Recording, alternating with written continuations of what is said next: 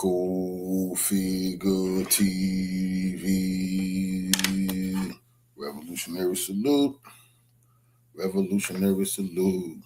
Like, share, subscribe. Welcome to the House of Revolution.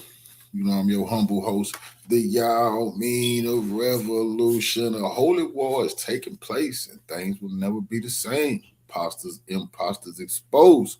Before we get into that, be sure to wipe your feet. That means hit the like button. You in the House of Revolution. Like, share, subscribe, support the platform, y'all. The genie can't go back in the bottle. We living in historic times. Let's get right into the content. Salute. Abram's descendants are the ones who have the right to have this land, correct? Yes. Okay. Why don't we do genetic testing on everybody in the land and find out who Abram's descendants are? It's really simple. We've cracked the human genome, we can do that. We've cracked the human genome, we can do that. We've cracked the human genome, we can do that. Who are the descendants? So we know, and I believe, and I agree with you as a Christian, that God promised this land from modern day Iraq to modern day Egypt to this people, the Jews. To Abram's, actually not to Abram's descendants, as it says in Genesis 15. Who are his descendants now, and how do we know who they are? I think they're the Jews, and we know who they are because they've always been a Jewish people. There has been an unbroken line of Jewish people, and they've lived in this land for 3,800 years. Sometimes not very many of them, because they were chased out all over the world. They were hunted down.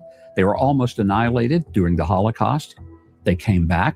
To this day, Tucker, they represent, you know how many Jews there are in the whole world? Please, no, I understand. But first of all, the greatest genocide of Jews no one ever mentions was by the Romans, where they were literally banned from Jerusalem for 500 years. Yeah, of course. And it's all awful. And I'm opposed to all of that. I'm opposed to mass killing of anybody, period. I'm opposed to hear you say that. I mean it. Yeah. And I hope we believe agree that. on that. I believe that. My question is, and it's not a bumper sticker answer, it's a sincere answer. How do we know? Because what you're saying is that certain people have a title to a highly contested region. They own it in some deep sense. So I think it's fair to ask, who are they and how do we know? So the current prime minister's ancestors weren't from here within recorded history. He has no deed. Bibi Netanyahu, on one side, his family's from Poland. They're from Eastern Europe. So how do we know that he has a connection to the people who God promised the land to, Abram's descendants? How do we know that? Well, if you take the genealogies that come not only from the Old, but the New Testament, you see that there is a historical connection through the entirety of the Old and the New Testament that details the Jewish connection to this land. Does that include Bibi's family? How do we know that if his family they were scattered, but how do we know it's the same people? Why is that crazy? If you say to me, if they speak the same language, if they worship the same God, if they follow the same Bible, if they follow the same cultures and traditions, and they always pray next year in Jerusalem, and they pray for the peace of Jerusalem, and they pray facing toward Jerusalem, does that not give you a little bit of a clue as to who they are? Let's go through those things, because I would like to have a rational, this is a conversation I've wanted. Bless you. Thank you for doing this. Let's just go through those things. Okay. So one of the things I admire most about Israel is they resurrected a dead language in 1948. Good for them. Well, they really didn't resurrect it. It was existent. Okay, that's a compliment. I'm not slighting. No, but it is the first time in all of human history that a language has survived through this length of time. It's I would call it, you might not, but I would call it a miracle. One of many. Okay. That you can attribute to this I think it's wonderful as someone who loves language. Netanyahu's parents did not speak Hebrew. Okay, they didn't live in this region. Netanyahu, the founders of this country, were mostly secular. Some of them were avowed atheists. They were not praying for the peace of Jerusalem. They weren't praying at all because they didn't believe in God. There's no genealogy linking their families to the people of this land 3,000 years ago. They're not. So how do we know, since they didn't share a language, they didn't share a religion, they had no religion whatsoever, how do we know that they had a right to come here from Eastern Europe and but they were scattered. Take the land? They were scattered to Eastern Europe. They were scattered all over the world. There were many in Ethiopia. They were in Russia. They were in Poland. They were throughout Asia. Jews were all over the place, but they were still Jews. But they were still Jews. Okay, That's so then what let me made get to the nub of the question, since again, a lot is at stake, a lot of money is at stake. Land is very valuable. Israel has a lot of resources. By the way, if you're accused of a crime, you can hide here. That's a pretty good passport to have. It's a good thing, right? So who's entitled to it? I don't understand, and you're very discouraged in the United States from asking this question for some reason. It's a totally rational. No, I'm not discouraged. No, you're not discouraged. Yeah. Others do. You're like the only person I have this conversation with. Everyone else will be like, shut up, Nazi. This was a mistake. It's a foundational question. Jeannie not going back. Are you speaking of an ethnic group or a religious group? Well, I think you're looking at, for many people, it is religious. There are people who may not have a deep religious connection to Judaism, but they're still Jews. Okay, so it's an ethnic category. It is ethnic, but it is also religious. It is rooted in religion. You can't take it out of it. Now, that means then how can an atheist? Well, I will tell you this. There are some people who say, I'm Christian. They never go to church. They never pray. They never read their Bible. They don't tithe. But they're not entitled to citizenship on the basis of that. Well, they're but not I'm saying entitled that to. they still call themselves Christian, even though they identify in that way. Here's the difference. You're saying that people who have this identification have a deed to a huge chunk of land on the Mediterranean. Okay, so there's, it's a right. You keep telling me it's a right, and so it's totally fair to say if you come to my house and say I've got the title to your house, I get to ask, may I see it?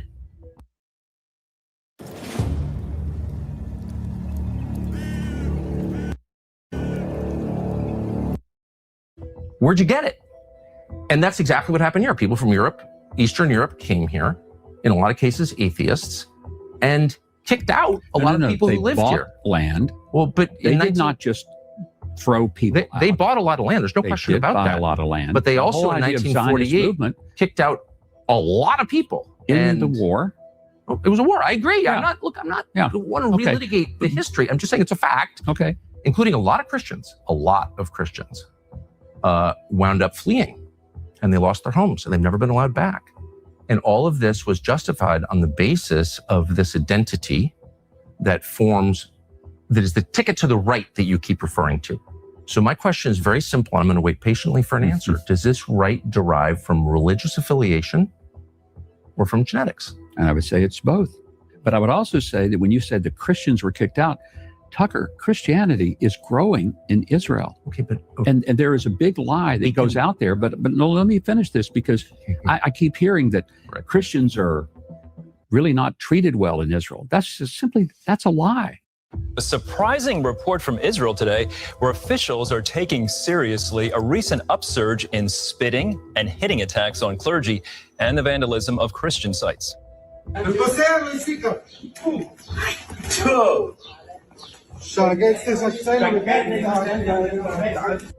Christians in Jerusalem's Old City say they've been repeatedly assaulted. Shut up. We don't do anything illegal. You cannot take us to jail. If you are not involved, please go. Shalom, my friend. We bless you. You're in my country. You come to the United States, you can say whatever you want to say. That is a free world, yes? You're not in the United States. You're in Israel. I understand. You cannot say whatever you want to say here. Yes, you can. It's legal. It is legal to preach about Yeshua. We preach at Damascus Gate. The police said it's okay. We preach at Jaffa Gate. The police say it's okay. Please stop.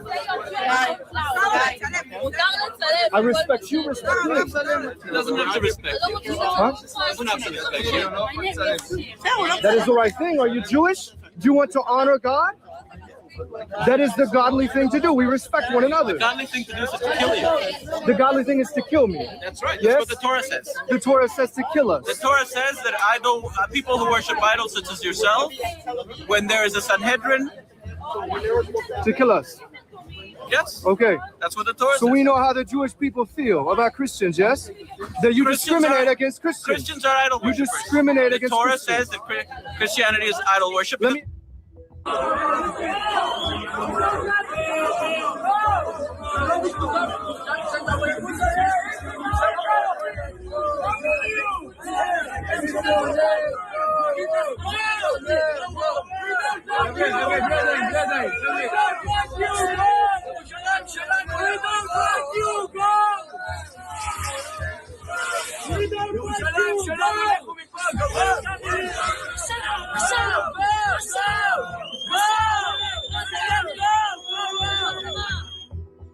Earlier incidents include the desecration of a Protestant cemetery on Mount Zion, an attack on international Christians during a day of prayer for Jerusalem, and harassment at a Messianic concert in Jerusalem.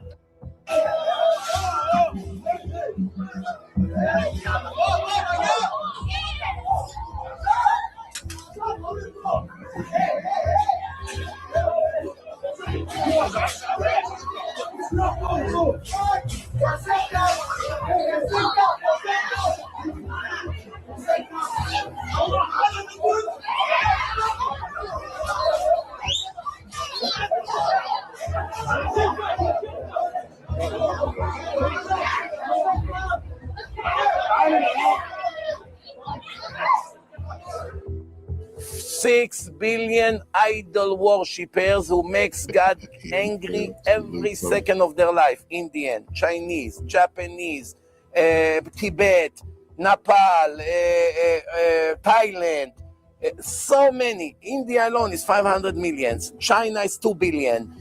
So many, 2 billion Christians, which are idol worshippers. Between Chinese, Hindus, Buddhists, and Christian, at least 6.5 billion people are idol worshippers that, according to the Torah, do not have the right to live. Idol worshipper goy, it's death penalty. Not only Jews, even a goy who bow down to an idol, who believe in JC, deserve death penalty. Well, there are lots of different. There are lots of different. There were 34,000 Christians in Israel in 1948. There are 184,000 Christians here today. And by Israel, what are you counting? You talking about the land?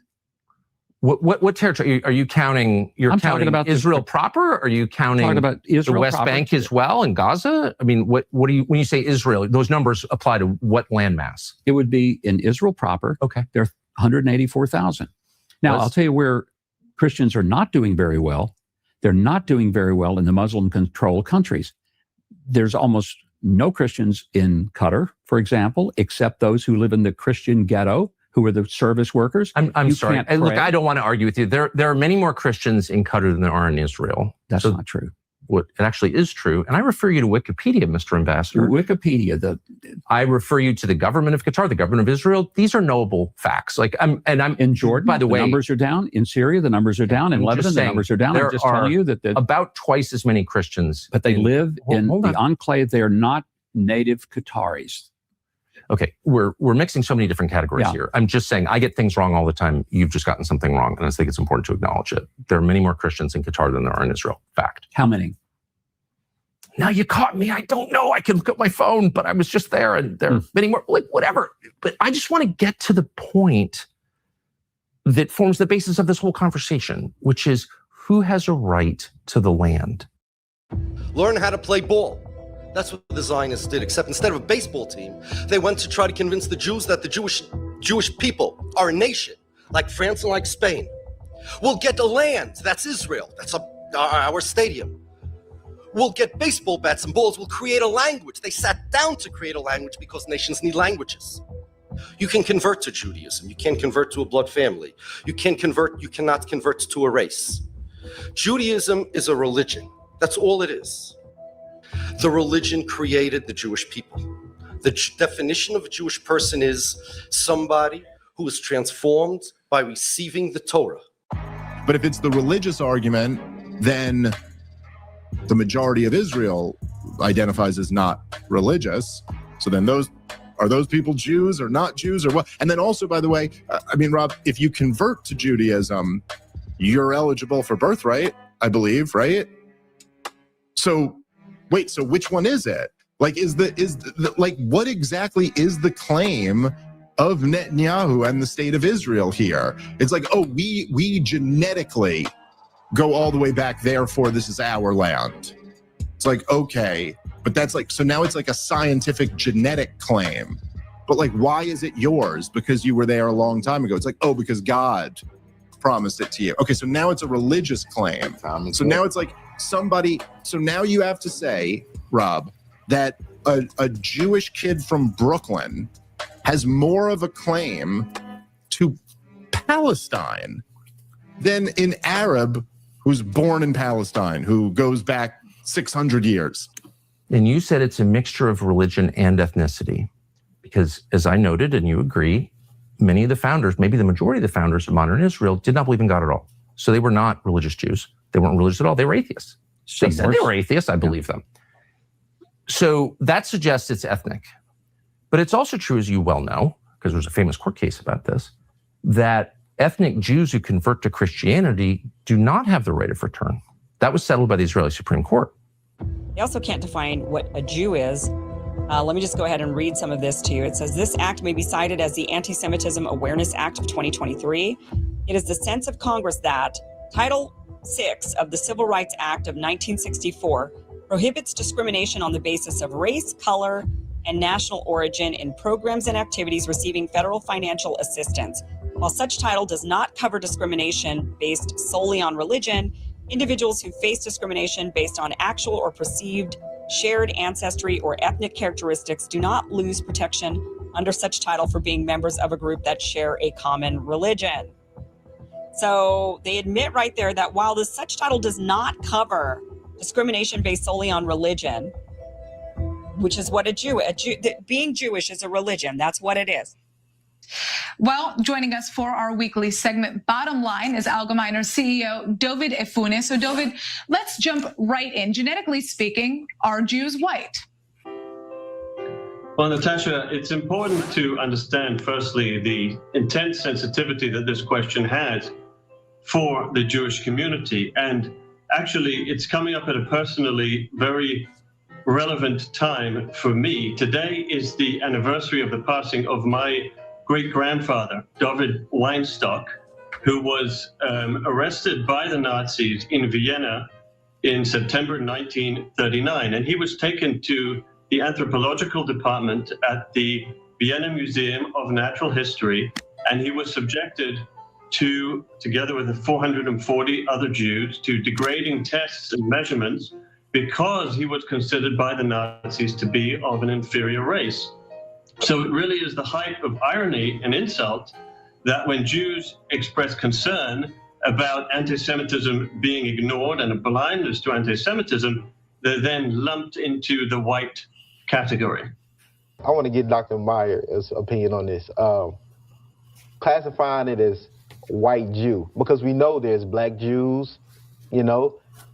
How does that make you feel? How does that initially hit you when I say, yeah, you know, if I said black and white Jewish relations? I guess that's mostly what I deal with is in my courses is those interactions. I think, again, in America, most Jews are Ashkenazic Jews who are white. Sometimes part of the problem between the two communities is that some people will take advantage of that, will use their whiteness as a way of promoting themselves, as a way of integrating themselves into whatever community they want to be in by removing themselves and denigrating themselves from some other community. Right. I find that problematic. Jewishness is categorized as whiteness. Can I show you an insanely good risk-reward trade? You see, it's actually joining the vault right here, which is my free community. I'm very confused. So that would suggest it's not ethnicity, because you invalidate your Jewishness by converting to Christianity? There are a number of Messianic Jews who live in Israel. Who are here. I'm aware of that number. But you're not contesting what I'm saying, because it's a very famous court case. The right of return has to do with your mother, your grandmother. It has to do with family ties. Ethnic. There's a lot of, sure, ethnicity is a big part of the right of return. Right. To make aliyah, then to come to Israel, to live here. Then if both of your parents are Jewish and you have an ethnic right to the land, you are one of Abram's descendants, but you convert to Christianity, how is it you don't have the right to return? I'm totally confused. But I know a number of people who have returned as Christians, but have Jewish history. Are you saying that Jews who convert to Christianity have a right, a legal right to return? Because I know that they do. Whether, when you say, do they have a right to return, do they prove? It's a legal category, as in any government. Which is by their family history, their grandmother, their mother, and there are many aspects of that. I've read it. But I know that these are people who are Christian, and they came here, made aliyah. They had Jewish blood, Jewish history. They were Christian, Messianic, but they came here and they were welcomed here. And they were given full legal rights. Here, absolutely. And a passport. Yeah. So clearly it's not true that you invalidate your right of return by converting to Christianity. That's just false. I'm not aware of that. I know that there are a number of Christians here. I go to church with Christians every week here. Of course. And but there's do you have a right to come and say, I am an ethnic Jew, even though I practice Christianity, therefore I have every bit as much right to move into a settlement in the West Bank or into East Jerusalem or anywhere I want, Galilee, anywhere, because I'm returning to the land of my forefathers. I have a legal right in the state of Israel, even though I've converted to Christianity. You're saying that's true? I'm saying I know people have done it. Now, can I tell you what the law specifically is? I'm not sure. Well, it's really I'm a Christian. I don't have any Jewish roots, so therefore I cannot quote you the law. If you want me to do that, I'll look at it. Well, it really matters because you're saying, in fact, people in the United States are being called anti-Semites, a lot of them, including me, because they somehow don't believe that Israel has a right to this land. Do you think Israel has a right to this land? No, you haven't defined what the land is, and you haven't defined who Israel is. So I really don't know. It is the land they're living in now, the borders that they have. The borders are moving. The borders have moved in the last year. I just had a rabbi give me an analogy. He said, look, imagine you left your home and then someone came and occupied it, and then you try to get it back, and then they went to the judge. Have you heard some of these analogies? Maybe you can. Yeah, that's assuming that, that's taking it into a place which I don't usually go. That's making the assumption that today's Jews are really the descendants of the ancient Hebrews that used to live in that part of the world some 3,000 years ago. Abram's descendants are the ones who have the right to have this land, correct? Yes. Okay. Why don't we do genetic testing on everybody in the land and find out who Abram's descendants are? It's really simple. We've cracked the human genome. We can do that. Why don't we do that? Would you be against doing that? And we do have DNA tests, which, by the way, are banned in Israel. You're not allowed to get DNA tests in Israel. Ladies and gentlemen, my DNA. Now, I bet you thought it was going to be a lot crazier than that, right? Now, you might ask yourself, why is it illegal to obtain this in the state of Israel? Because it proves through your DNA that Jews around the world have no ancestral ties to the land of Israel. But according to Israeli law, the fact that I have Jewish blood gives me more right to somebody's home and land in the land of Palestine than somebody that has been there for hundreds of years. Doesn't make sense. This TikTok caused a storm online, with many debating what his results, which show no trace of being from Palestine or the Middle East, despite being Jewish, mean. There are Ashkenazi Jews who are entirely European in their DNA. That's why you're not allowed to have a DNA test in Israel, because it will reveal that virtually none of them are Semitic, virtually none of them have any ancestral connection to the land. I was viciously assaulted by a manager in the BBC who had recently converted to Judaism. It's fine. I love all religions. But you can't say I've now converted to Judaism and therefore I have a right to go to the land of Palestine and live in the house of someone whose ancestors have been living in it for thousands of years. I have no idea what that would prove. I mean, maybe it would be. What do you mean? It would prove who Abram's descendants are and who has a right to live here and who doesn't, according to the theology that you yourself just explained. And so I'm very confused as to why we don't do that.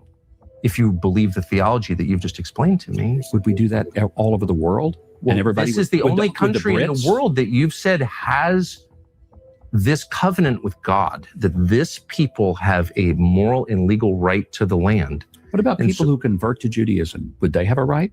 Well, you've just said. I mean, that's when he gave away the game. I said that yesterday. That's when he gave away the game. After Tucker Carlson putting belt to behind, is no crawfishing. It'll never be the same. They can't get away with this nonsense anymore. This going all over the world because he said these ambassadors should seize the whole Middle East over land he knows nothing about. But when he was cornered, he said, what if they converted? That's what they are. They've all converted. And that's what Tucker Carlson is saying. They are not any descendants of anybody but the Europeans.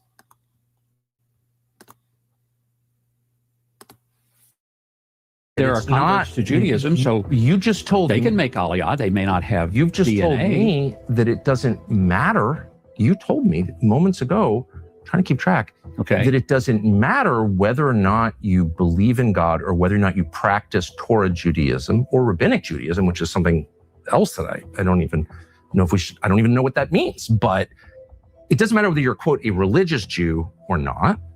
What matters is that you are part of the Jewish people to whom God gave this land that extends from the Nile to the Euphrates. And so if you believe that, wouldn't you want to know with a burning passion who those people are? And because of science, we can now know who those people are. So why aren't we finding out? I guess you could propose a DNA test for everybody who comes here, everybody who lives here. But the point I'm comfortable with secular nation states where it's none of this is done on the basis of blood. I'm uncomfortable with that. I'll just say that. But there are people who may not have bloodlines, but who have converted to Judaism. Are they going to be able to live here? Are you going to kick them out? By your standards, they can't live here. No, because you I've just never told said me no. they have a right to live here because God gave them the land because they're the descendants of Abram. They're the descendants of Abraham. But if they're the spiritual descendants of Abraham and they've now decided that they're converting to Judaism, then do they have a right to live in Israel?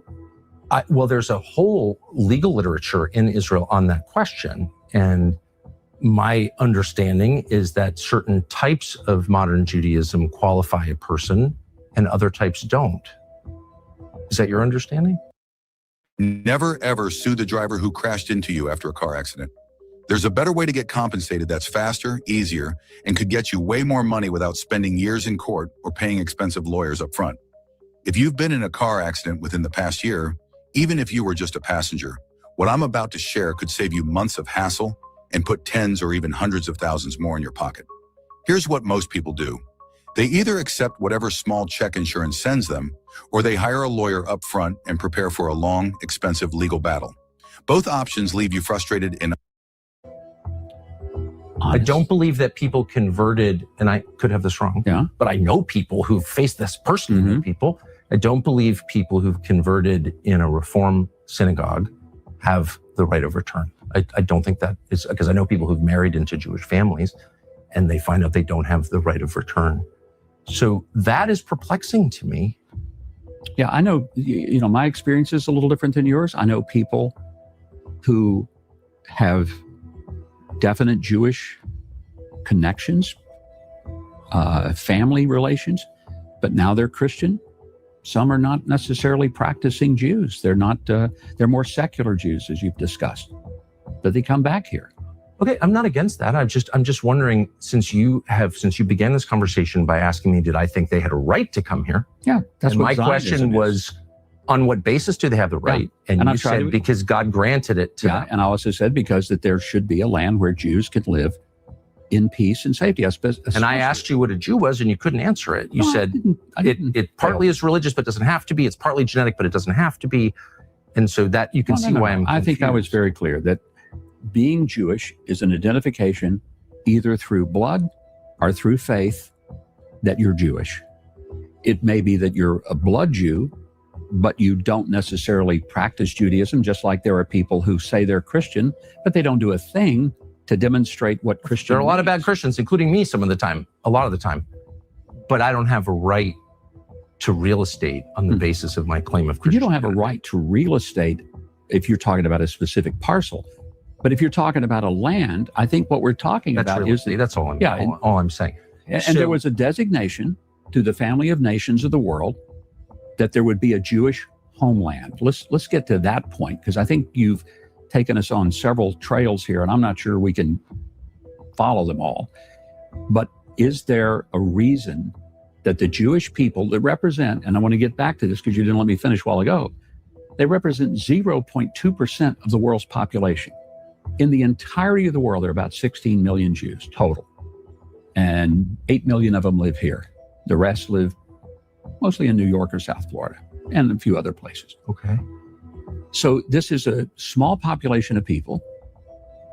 They have connection to this land historically, biblically. Do they? Yes, they do. If Bibi's family, we know they lived in Eastern Europe. There's no evidence they ever lived here.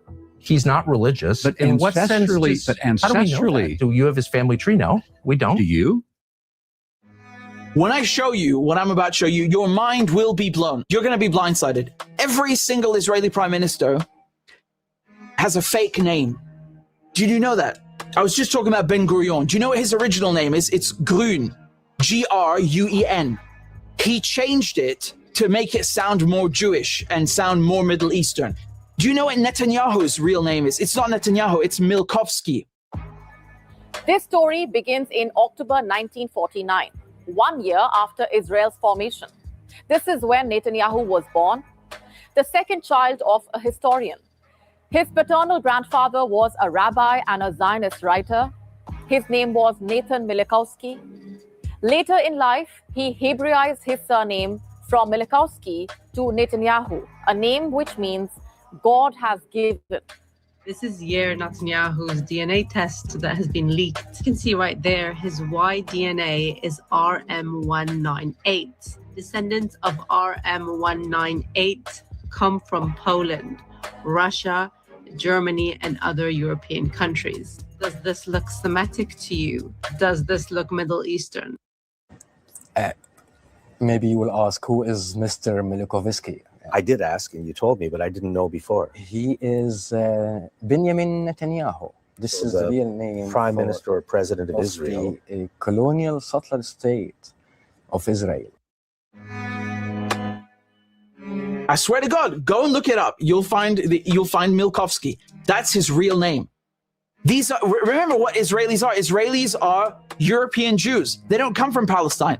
But they want you to make you believe. They want to make believe and make you believe that they come from this area, that they are indigenous to the land, that they're so Jewish, right? Even though they have no connection. So they change the names. He doesn't. So no one does. That's the point. So how do we know that he has any connection to this land at all? And if there has been a practice of Judaism and a connection to the language, the Bible, the land. His ancestors didn't. He doesn't practice Judaism in any rigorous way. His ancestors didn't live here. They didn't speak the language, and there's no evidence they ever lived here. So on what basis does he have a right to be here? Very much speaks the language. He has fought for the land. His family has fought for the land. Dodging a very obvious question, which is, where does this right come from? And the reason it's meaningful is because there are a lot of people in the territory that Israel controls today, particularly in the West Bank, who, through genetic testing, we can know their families have been here for thousands of years. We don't know whether they practiced Judaism, whether they were Samaritans, pre-Islam. We don't know that. A lot of them we know have been Christians for 2,000 years. They have less of a right to the land than someone whose ancestors, the only thing we know about them is they lived in Latvia or Poland. They're Eastern European. The Jews who are brought in Israel, most of them are white. Not most of them, almost all of them are white.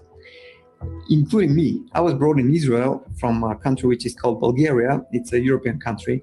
And I can tell you that in every European country, there are Jews, and there is so-called organization, Jewish Agency, which is trying to take those Jews to Israel. If you track this organization, you can find out that this is not an Israeli organization. This is an American organization. Jewish Agency is an American organization which has the exclusive right to decide who is Jewish and who is not on this planet, and who to be taken to Israel and who's not. Now, if you do research, you will find out that in Africa, in Black Africa, they're looking for Jews only in Ethiopia. They bring Jews only from Ethiopia. And I can tell you by knowing a lot of people, Ethiopian Jews here in Israel, that they're treated very badly, very badly. And many of them commit suicide because they cannot take it. So they come from some place, Ethiopia, they don't have much there, but they live decent life. And when they come here and try to be humiliated and so on, some of them cannot even take it.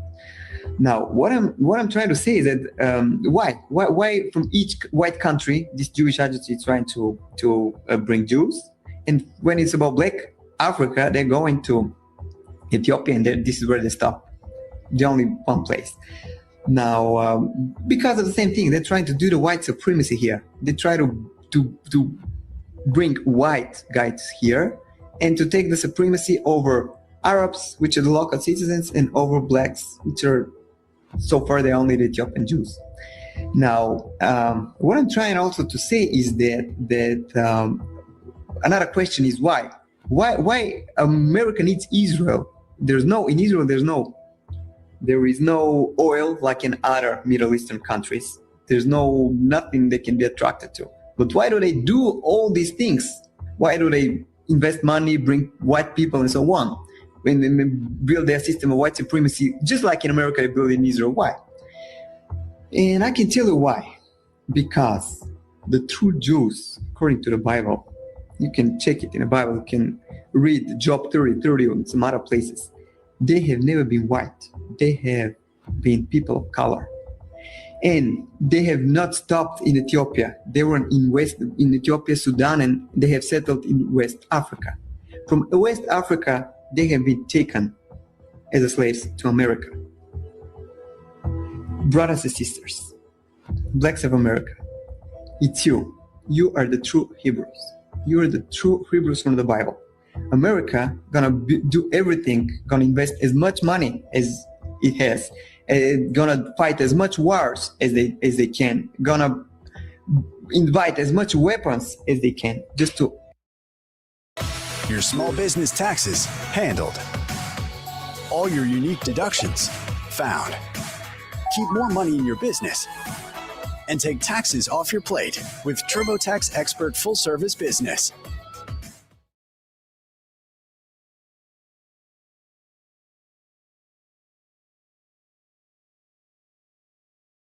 hide this away from you.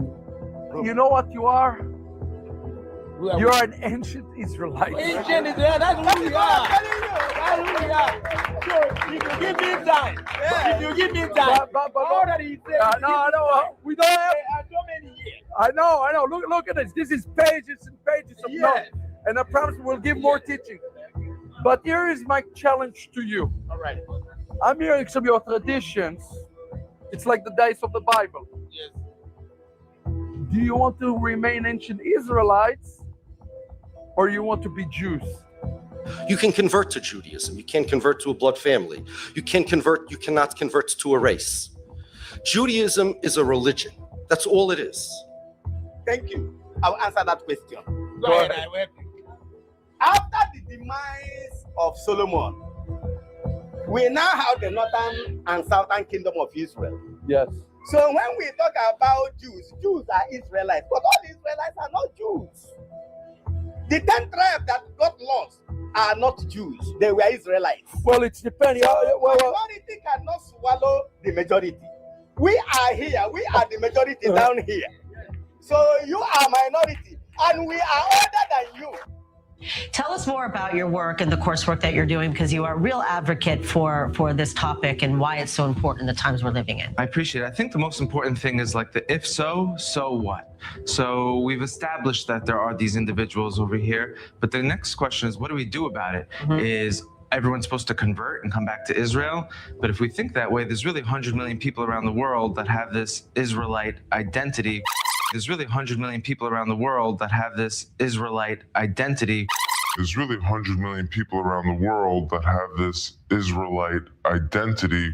Is there a reason that the Jewish people that represent, and I want to get back to this because you didn't let me finish a while ago, they represent 0.2% of the world's population. In the entirety of the world, there are about 16 million Jews total. In the entirety of the world, there are about 16 million Jews total. There's really 100 million people around the world that have this Israelite identity. 16 million. 100 million. 16 million. There's really 100 million people around the world that have this Israelite identity coming from the tribes. And Israel's, smaller than the size of New Jersey. Is it sustainable to think in the way of having to convert and bring back? And if you look at the Lemba, they don't even want to convert. They said, why are we converting to something we're already part of? Do you want to remain ancient Israelites or you want to be Jews?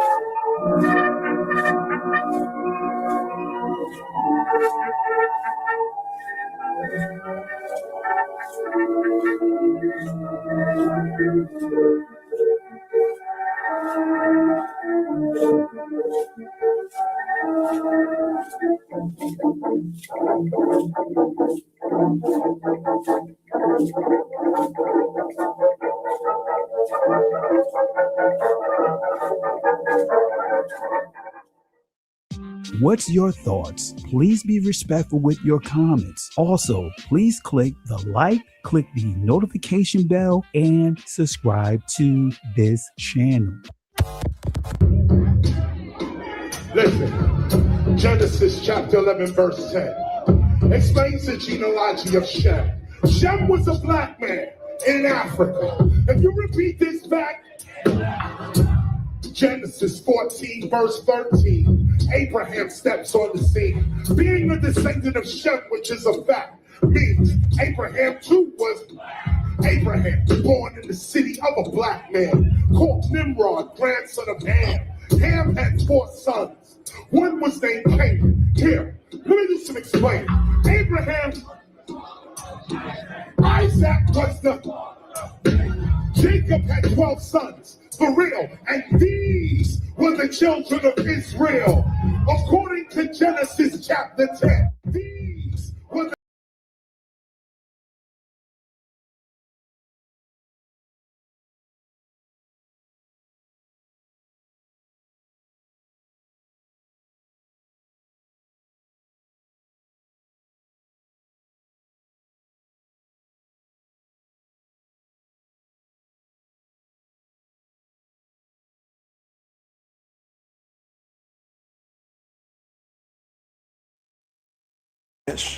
Is not Hamath and Arpad? Is not Samara as Damascus?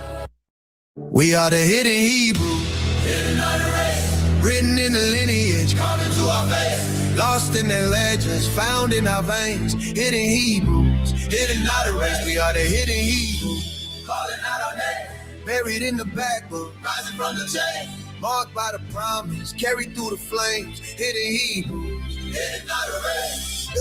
Census on paper. Before Persia, before Babylon's shining gates, before Esther ever walked the halls of power, there was Assyria. The Assyrian Empire rose from the northern plains of Mesopotamia like a storm of iron. Discipline, organized, relentless. They perfected siege warfare. They built professional armies. They weaponized fear. When they conquered, they did not whisper. They carved their victories into stone. In 701 BC, King Sennacherib marched south into the land of Judah. He bragged that he had already razed 40 cities of the house of Judah to the ground. The city of Lachish stood in his path. Siege ramps rose against its walls. Battering rams smashed its gates. Archers darkened the skies. The city fell. Woolly-headed sons of Judah were impaled. Families deported. The destruction immortalized in the Lachish relief in Nineveh. Jerusalem was next. It was surrounded. Tribute was extracted, but the city survived. Assyria ruled the region for a time.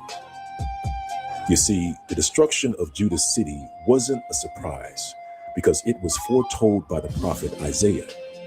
It was because of the sins of Judah that Yahuwah sent Assyria against Judah's fenced cities to judge them. However, after using Assyria to destroy and judge Judah, he also promised to judge and destroy Assyria. Isaiah chapter 10, verse 1 reads, "Woe unto them that decree unrighteous decrees, and that write grievousness which they have prescribed, to turn aside the needy from judgment, and to take away the right from the poor of my people, that widows may be their prey, and that they may rob the fatherless. And what will you do in the day of visitation, and in the desolation which shall come from afar? To whom will you flee for help? And where will you leave your glory? Without me, they shall bow down under the prisoners. They shall fall under the slain. For all this his anger is not turned away, but his hand is stretched out still.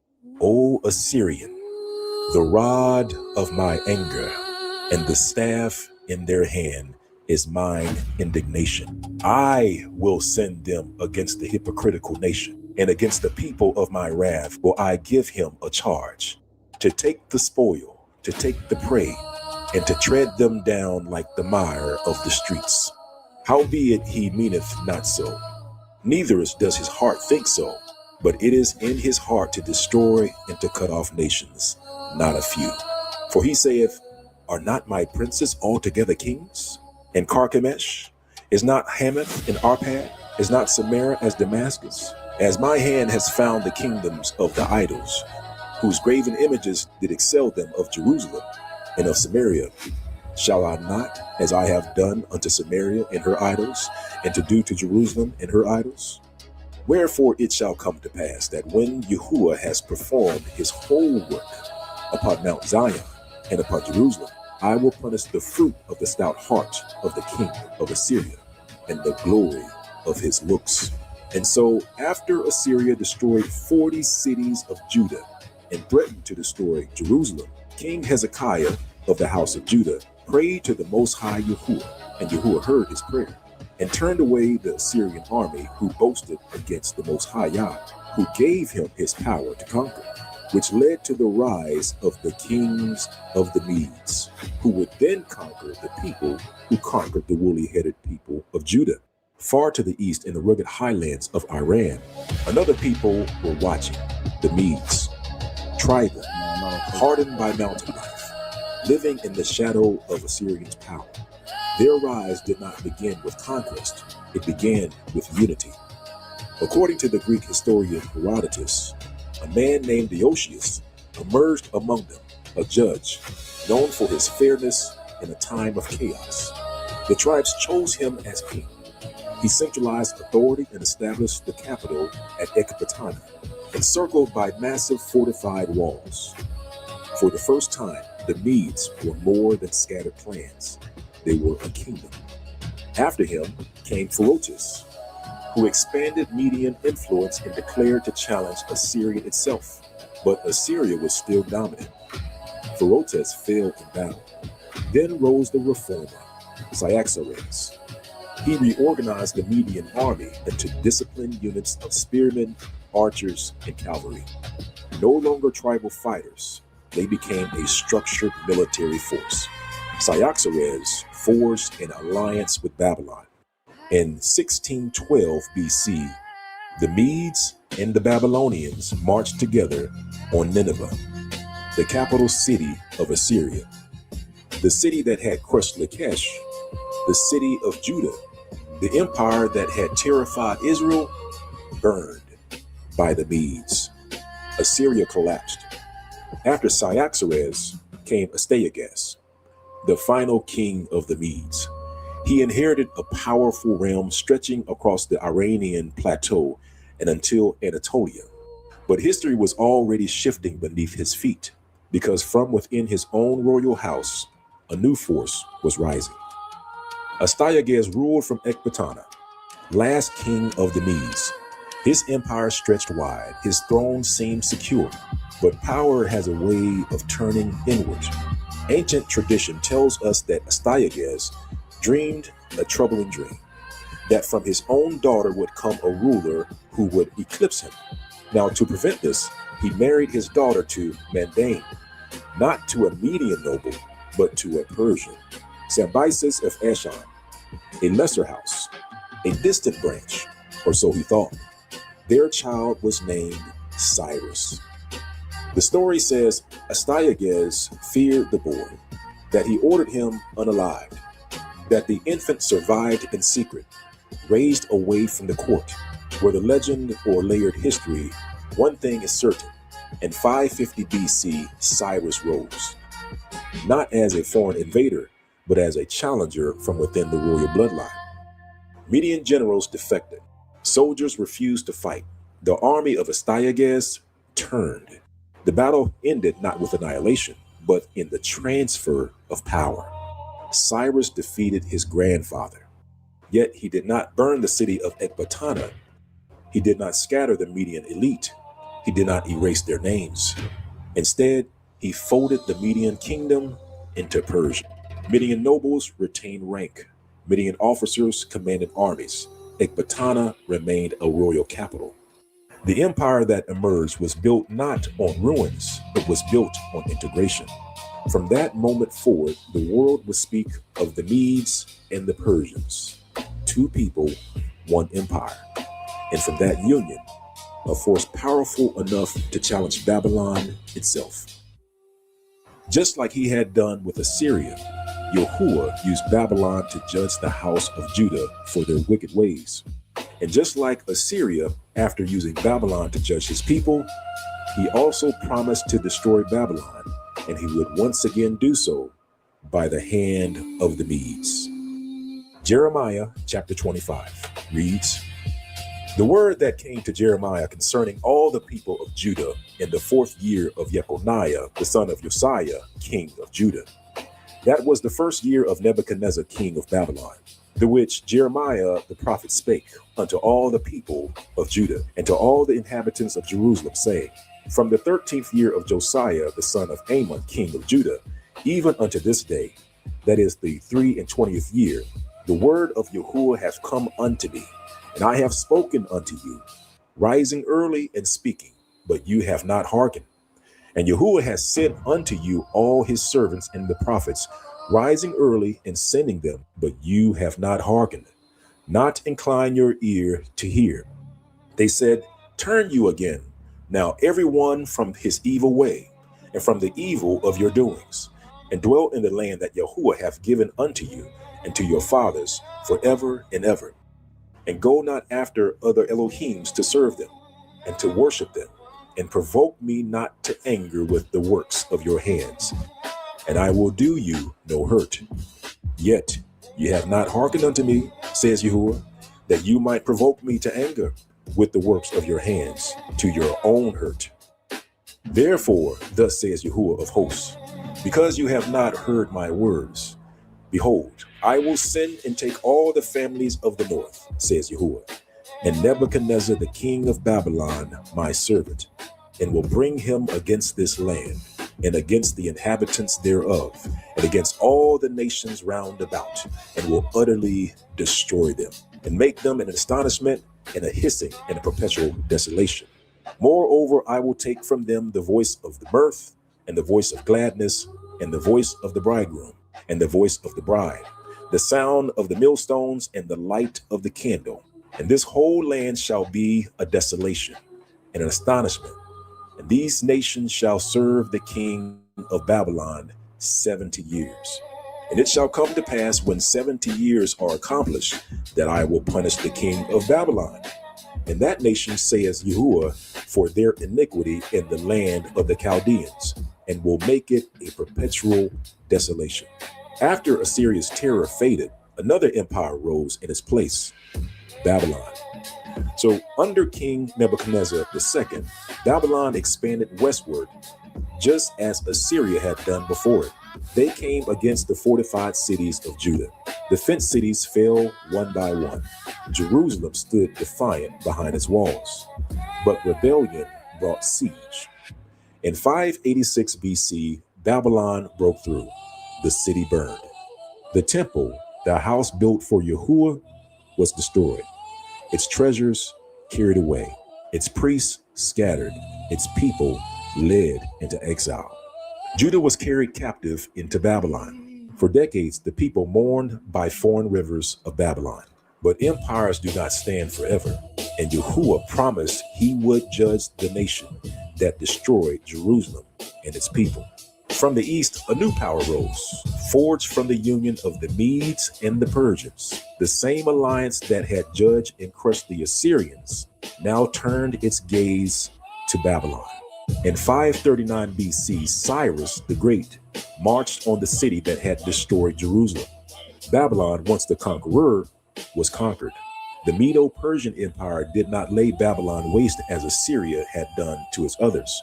Instead, Cyrus entered as ruler, and something extraordinary followed. Cyrus issued a decree. The exiles of Judah were free to return. The temple of Yahuwah could be rebuilt.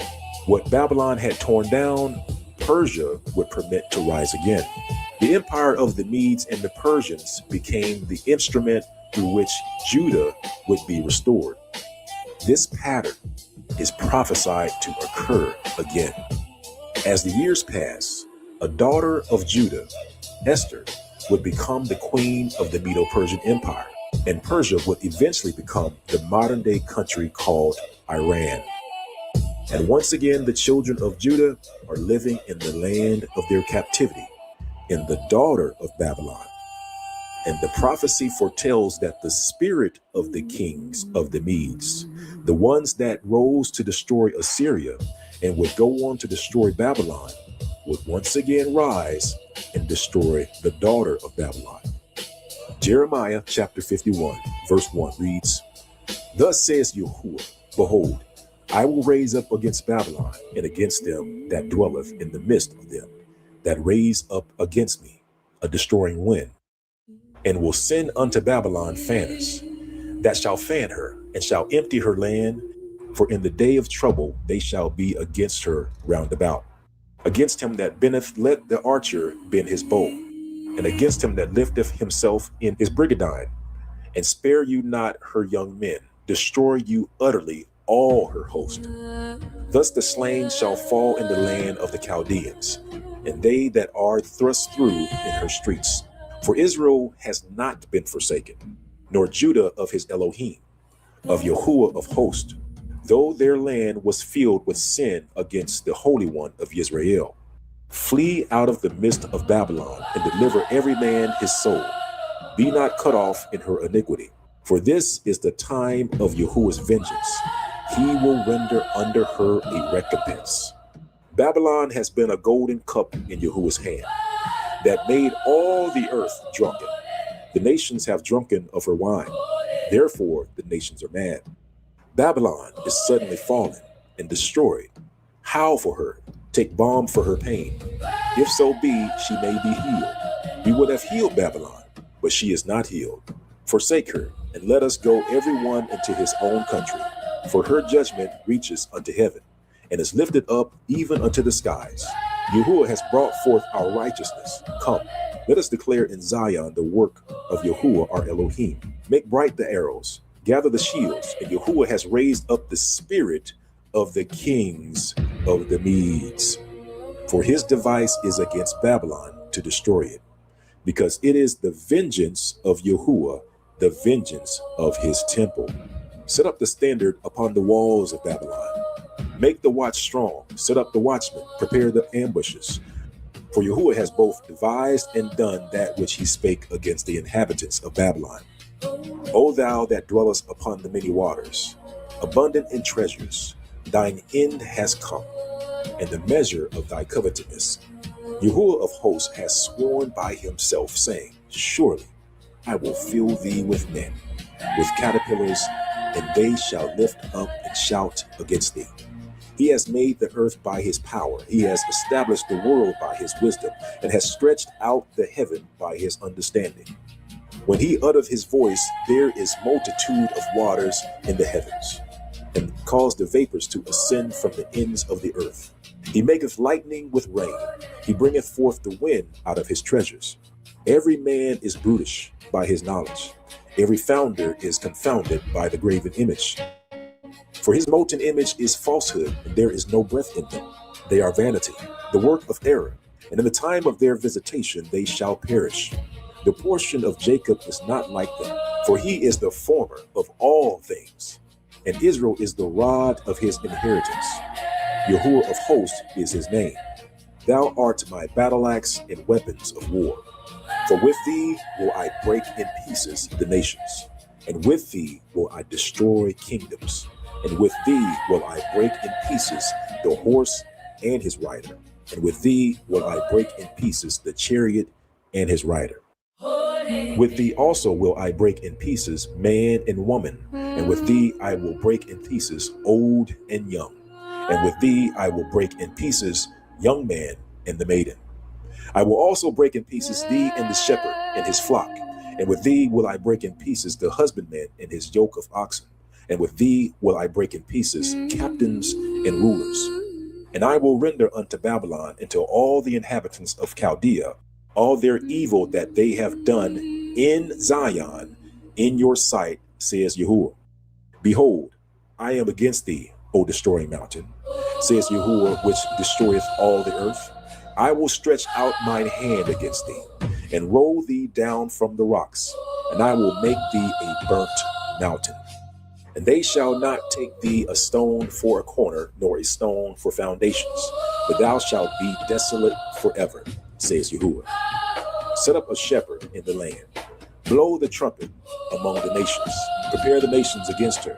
Call together against her the kingdoms of Iraq, Guinea, and Ashkenaz. Appoint a captain against her. Cause the horses to come up as the rough caterpillars.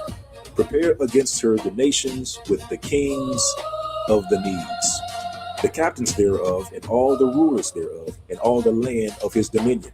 And the land shall tremble in sorrow, for every purpose of Yahuwah shall perform against Babylon, to make the land of Babylon a desolation, without an inhabitant. The mighty men of Babylon have forborne to fight. They have remained in their holds. Their might has failed. They became as women. They have burned her dwelling places. Her bars are broken. One post shall run to meet another, and one messenger to meet another, to show the king of Babylon that his city is taken at one end, and that the passages are stopped, and the reeds they have burned with fire, and the men of war are affrighted. For thus says Yahuwah of hosts, Elohim of Israel, the daughter of Babylon is like a threshing floor. It is time to thresh her. Yet a little while, the time of her harvest shall come. Nebuchadnezzar, the king of Babylon, has devoured me. He has crushed me. He has made me an empty vessel. He has swallowed me up like a dragon. He has filled his belly with my delicates. He has cast me out. The violence done to me, to my flesh, be upon Babylon, shall the inhabitant of Zion say. And my blood upon the inhabitants of Chaldea shall Jerusalem say. Therefore thus says Yahuwah, Behold, I will plead thy cause and take vengeance for thee. I will dry up her sea and make her springs dry. And Babylon shall become heaps, a dwelling place for dragons, an astonishment, and a hissing without an inhabitant. They shall roar together like lions, they shall yell as lions' whelps. And in her heat I will make their feast, and I will make them drunken, that they may rejoice, and sleep a perpetual sleep, and not wake, says Yahuwah. I will bring them down like lambs to the slaughter, like rams with he-goats. How is Shishak taken? And how is the praise of the whole earth surprised? How has Babylon become an astonishment among the nations? The sea is come up upon Babylon. She is covered with the multitude of the waves thereof. Her cities are a desolation, a dry land, and a wilderness. Neither doth Son of Man pass thereby. And I will punish Baal in Babylon. And I will bring forth out of his mouth that which he has swallowed up. And the nations shall not flow together any more unto him. Yea, the wall of Babylon shall fall. My people, go out of the midst of her, and deliver you every man his soul from the fierce anger of Yahuwah. And lest your heart faint, and you fear for the rumor that shall be heard in the land. A rumor shall both come 1 year, and after that, in another year, come a rumor, a violence in the land, ruler against ruler. Therefore, behold, the days come, that I will do judgment upon the graven images of Babylon, and her whole land shall be confounded, and all her slain shall fall in the midst of her. Then the heaven and the earth, and all that is therein, shall sing of Babylon, for the spoiler shall come unto her from the north, says Yahuwah. As Babylon has caused the slain of Israel to fall, so at Babylon shall fall in the slain of all the earth.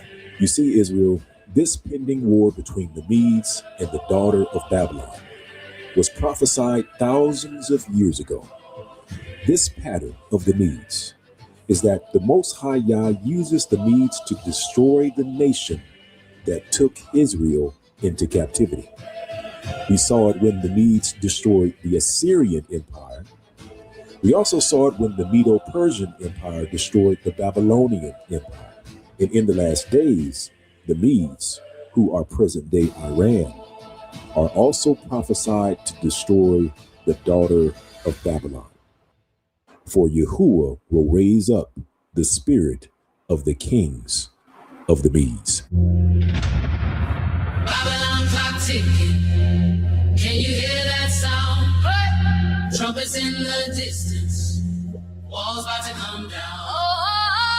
Fire in the heavens. Rumble in the ground. Babylon clock ticking. Judgment coming round. Yeah, red line on the map.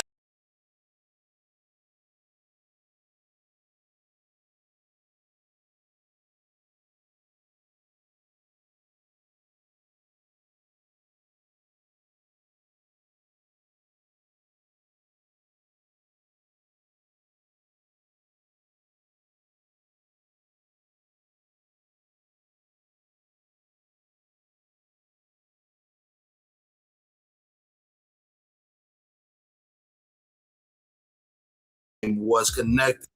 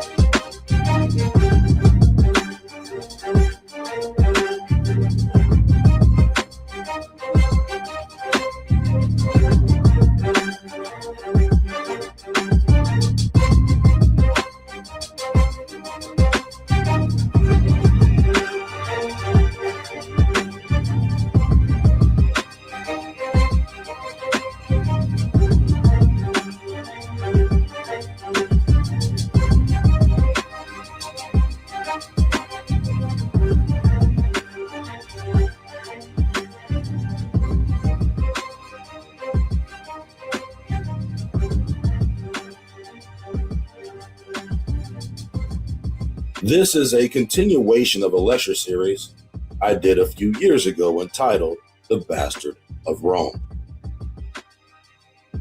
What exactly is a bastard?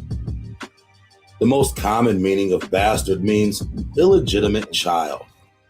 Babylon, in the context that we'll be discussing, relates to the practices that first derived in Akkadian, Assyria, and Babylon and were later transferred to the modern world. In addition, we'll be discussing the birth of Islam and its connection to Rome and how ultimately the practices in Babylon were transferred and play a role in both Rome and Islam. We will take perspectives from the common scholastic historical narrative as it concerns Babylon, Rome, and Islam and cross-reference them with the biblical parallels. Chronologically speaking, Babylon is older than Rome, and Rome is older than Islam. So we will begin with the origins of Babylon, then with the origins of Rome, and then with the origins of Islam, and conclude showing the parallels, mysteries, and secrets of all three.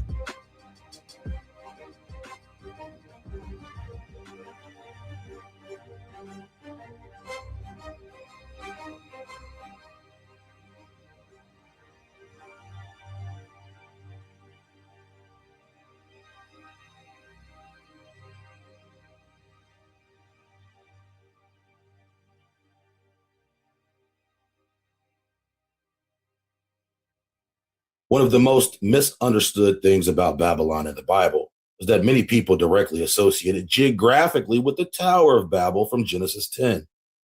However, the first mention of Babylon is unassociated with the tower, but rather associated with Assyria. In addition, the mentions of the place named Babylon occur much later in the history than the events of Babel. Presumably after the tower was destroyed, the population dispersed a significant distance from that location rather than dwell in its shadows, as the charlatans assert. A key circumstance of the time pertaining to the Tower of Babel is that during the time of the construction, man was of one speech. According to the book of Jasher, this was the divine speech in which the world was created. However, after Babel, the languages were confounded and the people divided into nations, most, but not all clans dispersing into and dwelling in their lands of inheritance. Babel, according to the most common definition, means confusion, because once the language was changed, men could not understand each other, thus harboring confusion. Quote, Young's Analytical Concordance to the Bible. The root meaning of Babylon meaning confusion or gate of Bel. The Greek mode of spelling what in Hebrew is uniformly Babel. Perhaps when Nimrod founded the city, he gave it the name Babel, gate of ill, gate of God. After the confusion of the tongues, the name was connected by the Hebrews with the root Balal, to confound. It was latterly the capital of the country, called in Genesis Shinar, and later in the scriptures, Chaldea, or the land of the Chaldeans. End quote. As far as the location goes, the first mention of the location of the tower was in Genesis 11. They found a plain in the land of Shinar. Other than that, we're not given any location descriptions of Babel moving forward. And furthermore, there is no mention of Babel and Babylon within the same verse, implying a geographic and chronological separation. But you know, the so-called biblical scholars will tell you that the Tower of Babel is somewhat synonymous with Babylon. There is no scriptural relationship or geographic concordance that I could find between Babel and Babylon, only the presumed connection, as it implies location. There are no verses that directly point to this relationship. According to Genesis 10, Babel was located in Shinar, and Shinar is mentioned at least 5 times in later verses, but never in the parallel context to the location of Babylon. Zechariah chapters 5 and 6 mention both places as distinct locations. Genesis 14 mentions Amraphel, the king of Shinar. This is the first mention of Shinar after the saga of the Tower. Rabbinical sources parallel the figure of Amraphel with Nimrod. According to Jasher 11, Nimrod was later called Amraphel after the tower had fallen because his princes and mighty men fell through his means. As we know, the charlatans have postulated several locations for the past existence of the Tower of Babel in modern Iraq. But we also know every one of those postulations are incorrect because we actually know where the tower was located. Be all this as it may, the first mention of Babylon by name is in the second book of Kings, chapter 17, verse 24. And the king of Assyria brought men from Babylon, and from Cuthah, and from Avah, and from Hamath, and from Sepharvaim, and placed them in the cities of Samaria instead of the children of Israel. And they possessed Samaria and dwelt in the cities thereof. Up until this point, Babylon has not been established as an identifiable location. It has only been identified by the people from there who were brought into Samaria by the king of Assyria, Shalmaneser, to dwell in the stead of the Israelites, almost as if there was a massive population switcheroo. Send the Israelites here and send the Sepharvaim and the men of Babylon to live here. In the context of this verse, it appears as though Babylon is a possession of Assyria. This is presuming that the king of Assyria brought men from lands under which he controlled. The king of Assyria in this verse is assumed to be Shalmaneser, mentioned at the beginning of the chapter. During this time in the narrative, Assyria and the king of Assyria have an already established history. However, with them not being part of the Abrahamic lineage, their records are not directly associated with the biblical narrative, which is specifically post-Exodus Israelite in origin. It is important to understand chronology in terms of the historical and biblical narrative. The nation of Israel had yet to be established. However, Egypt and Assyria presumably had been long established beforehand. So in this study, we'll have to look at two characteristics as it pertains to Assyria being a predecessor of Babylon. What was Assyria's role in the biblical narrative? And what do their own records say about their own history? Assyria is commonly attested to be the empire of Ashur. Ashur being a son of Shem, meaning Assyria was a Shemitic empire, but not an Abrahamic empire. Cush begat Nimrod, and he began to be a mighty one in the earth. Remember, rabbinical sources attest that Nimrod became Amraphel of Genesis 14. And Cush begot Nimrod, and he began to be a mighty one in the earth. He was a mighty hunter before the Lord, wherefore it is said, even as Nimrod, the mighty hunter before the Lord. And the beginning of his kingdom was Babel, and Erech, and Akkad, and Calneh, in the land of Shinar. Out of that land went forth Ashur, and builded Nineveh, and the city Rehoboth, and Calah, and Resen between Nineveh and Calah, the same as a great city. Comparing this to the common historical narrative, Akkad mentioned in verse 10 is the supposed historical parallel. This assertion presumes Akkad as the earliest civilization following the dispersal of the tower. Akkad is often referred to as Sumeria or Sumer, which could refer to a civilization that stemmed from Shinar. Another important point to note is the fact that Assyria and Syria are not the same place. In the biblical context, Syria is mentioned as a separate entity with their own kings, as opposed to Assyria, which is also mentioned separately with their own kings. Syria is commonly associated with the land of Aram, the root of the term Aramaic. Genesis 10:22 states, the children of Shem, Elam, and Ashur, and Arphaxad, and Lud, and Aram. It's important to note that the Shem mentioned in chapter 10 is not the same as the Shem mentioned in chapter 11. We have gone over this in detail in the Smartest Beast in the Field series. There are specific characteristics given to you about each Shem in chapter 10 and chapter 11 regarding their ages and their children that denote that these two Shems are different men. For more information on the two Shems, check out Smartest Beast in the Field. Ashur is named the son of Shem in chapter 10. The chapter 11 Shem does not mention any son named Ashur, neither Elam, Lud, or Aram for that matter. This can chronologically and genetically give you a source for the origins of Assyria as it relates to the overall biblical narrative. When we check the records of the early Assyrians, the name Ashur appears several times as the patron deity of the Assyrians.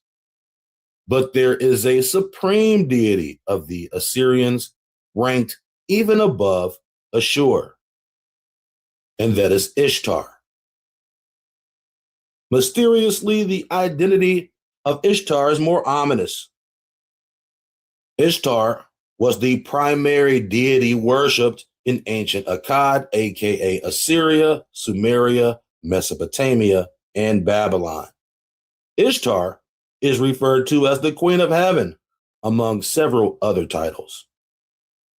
The reason Ishtar is so important to this discussion is because she was originally worshipped by the Assyrians and Babylonians and later worshipped by the Romans, who transfigured her from her original form of Ishtar into the Virgin Mary.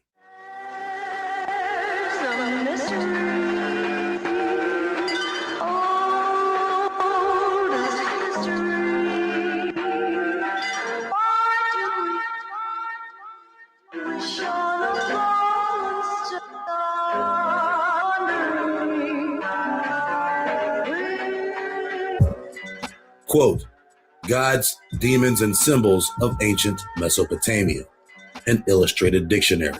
Quote, another name for Ishtar is Inanna.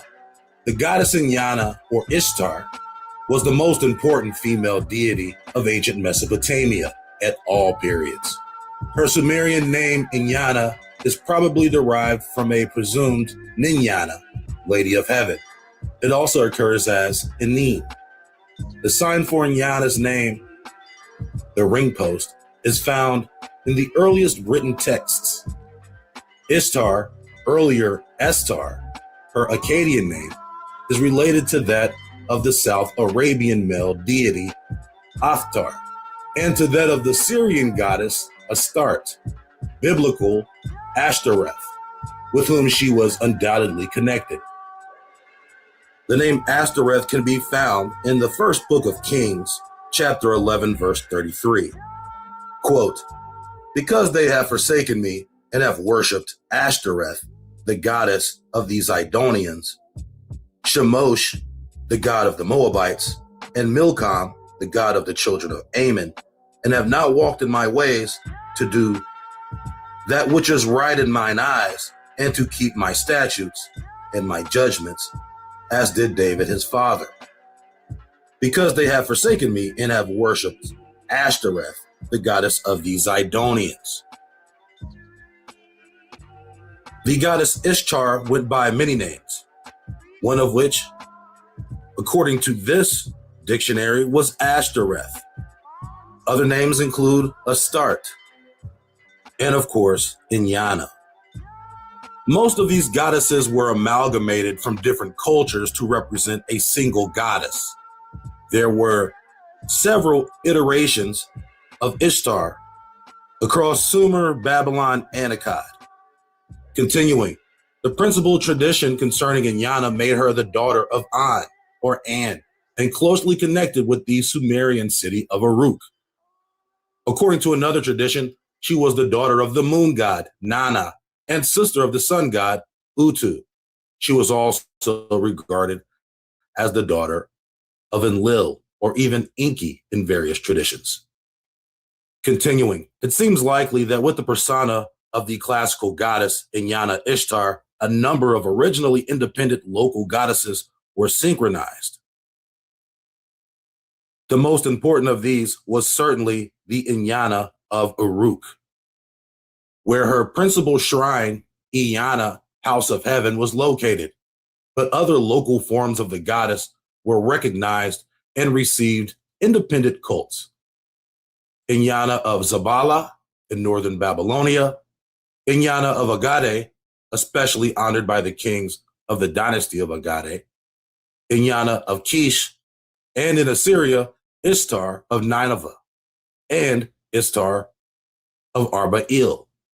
Inyana was also intimately associated with the goddess Nanaya, with whom she was worshipped at Uruk and Kish. The personality of Inyana, Ishtar, can be divided into three quite separate strains. One aspect is that of the goddess of love and sexual behavior, but especially connected with extramarital sex, and in a way which has not yet been fully researched, notwithstanding the remarks of Herodotus on the subject, with prostitution. Inyana is not a goddess of marriage, nor is she a mother goddess. The so-called sacred marriage in which she participates carries no overtones of moral implication for human marriages. The sixth tablet of the Babylonian Epic of Gilgamesh, in which Gilgamesh reproaches Ishtar for her treatment of a whole series of lovers and declines to become the latest on the list, is an important source for this aspect of Ishtar, as are the various Sumerian poems about Inyana and her love for Dumuzi. The second aspect of the goddess's personality is that of a warlike goddess who is fond of battle, which is proverbially described as the playground of Ishtar. Violent and lusting after power, she stands beside her favorite kings as they fight. In a Sumerian poem, Inyana campaigns against Mount Ebe. Her journey to Eridu to obtain Me and her descent to the underworld are both described as intended to extend her power, especially Ishtar of Arba-Il was a war goddess for the Assyrians. The third aspect of Inyana is the planet Venus, the morning and evening star. I am Inyana of the sunrise, she declares in Inyana's descent to the underworld. In this form, she was sometimes known under the name Ninsiana. Her transformation to this aspect is celebrated in a poem composed probably in the Kassite period. In art, Inyana is usually represented as a warrior goddess, often winged, armed to the hilt, or else surrounded by a nimbus of stars. Even in this aspect, she may betray by yet her posture and state of dress, her role as a goddess of sex and prostitutes. In Neo-Assyrian and Neo-Babylonian art, a female shown full frontal and nude or nude from the waist down, who also has wings and wears the horned cap of divinity, probably depicts Ishtar, more specifically in her sexual aspect. Ishtar's beast was a lion. Her usual symbol was the star or disk. She may also have been symbolized for a time by the rosette. End quote.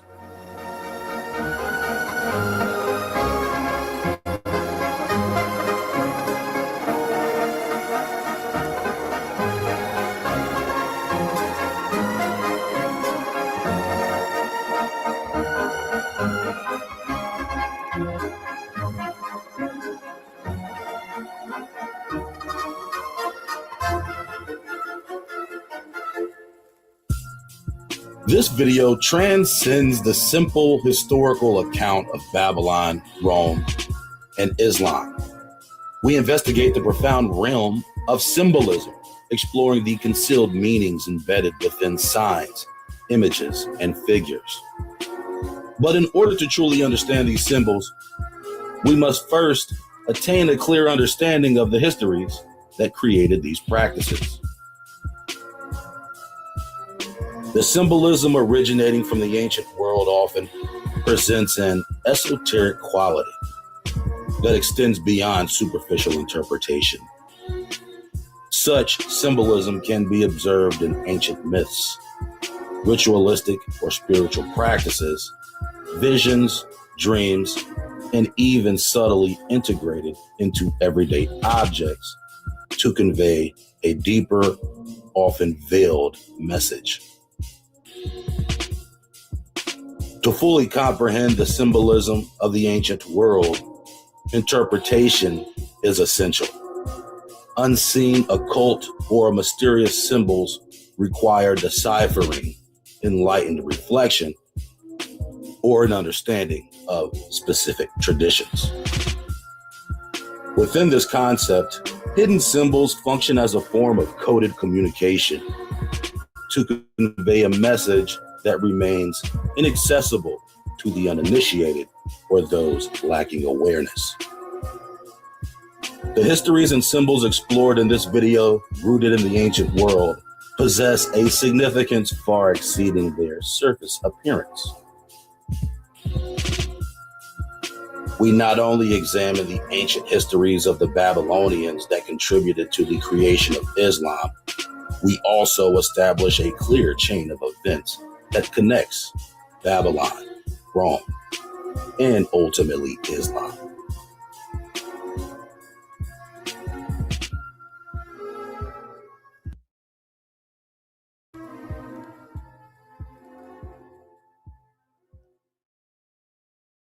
So to gain some more insight on the early history of the Akkadian Empire, we're going to look at their first empires and their first rulers. So of course, we're going to our favorite place, Charlton's Web quote. Sargon of Akkad, also known as Sargon the Great, was the first ruler of the Akkadian Empire, known for his conquests of the Sumerian city-states in the 24th to 23rd centuries BC. According to many historians, is identified as possibly the first person in recorded history to rule over an empire. If we were to make a biblical parallel to this individual, who would he be? Would he be Nimrod before the tower? Would he be Amraphel after the tower? And would this also be the same person who was known as the king of Shinar in Genesis 14? Or are they different people? Continuing. He was the founder of the Sargonic or Old Akkadian dynasty, which ruled for about a century after his death until the Gutian conquest of Sumer. The Sumerian king list makes him the cupbearer to King Ur-Zababa of Kish before becoming king himself. So even here, Sargon, who was said to be the first person in recorded history to rule over an empire, was at one point, according to this, the cupbearer for King Ur-Zababa of Kish. This Ur-Zababa would be a member of Ur, similar to Ur of the Chaldees, the place from which Abraham came from. This quote is from the history of the ancient world from the earliest accounts to the fall of Rome. The name Sargon appears in the book of Isaiah, chapter 20, verses 1. In the year that Tartan came unto Ashdod, when Sargon, the king of Assyria, sent him and fought against Ashdod and took it. In this reference, it doesn't appear as though this Sargon and the Sargon mentioned in Isaiah chapter 20 are the same person, considering this Sargon was supposed to be the progenitor of the Assyrians overall. The chronology of Isaiah occurs much later. So it is possible that Sargon could be a royal title, just like Ashur. In addition, the Old Testament names several kings of Assyria, including Tiglath-Pileser, the aforementioned Shalmaneser, Sennacherib, and later Nebuchadnezzar, who was really a king of Babylon.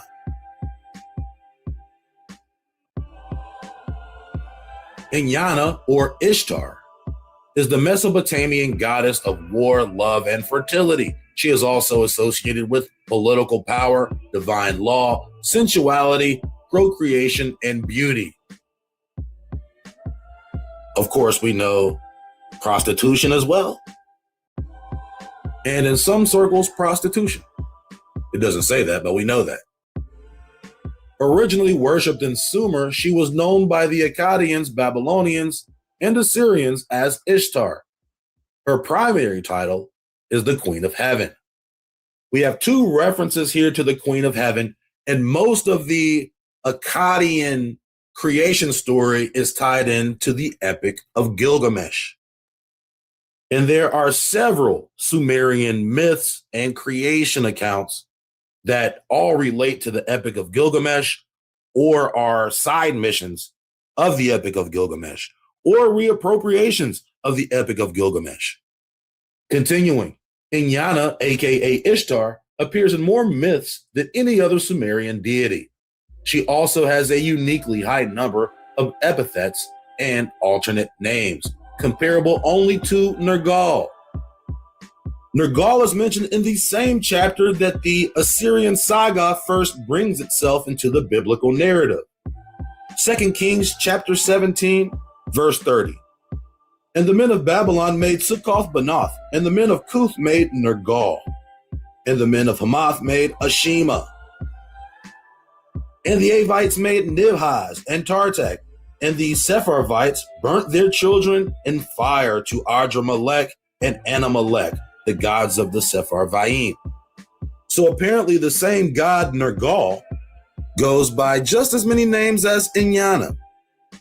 And in the same chapter that the Assyrian takeover starts to happen in the biblical narrative, we find out that the children of Israel are sacrificing their children by fire, worshiping idols, making blood and burnt offerings to other gods, and setting up images and worshiping in high places, even worshiping Baal.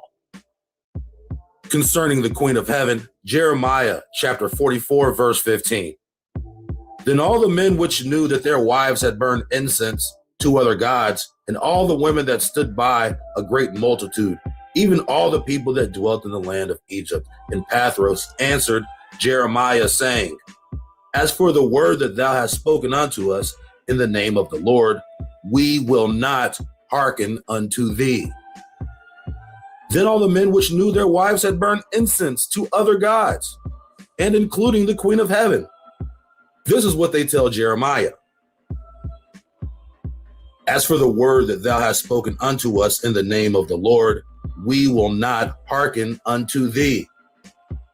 But we will certainly do whatsoever thing goeth forth out of our own mouth, to burn incense unto the Queen of Heaven, and to pour out drink offerings unto her, as we have done, we and our fathers, our kings, and our princes in the city of Judah, and in the streets of Jerusalem, in the cities of Judah, and in the streets of Jerusalem. For then we had plenty of victuals, and were well, and saw no evil.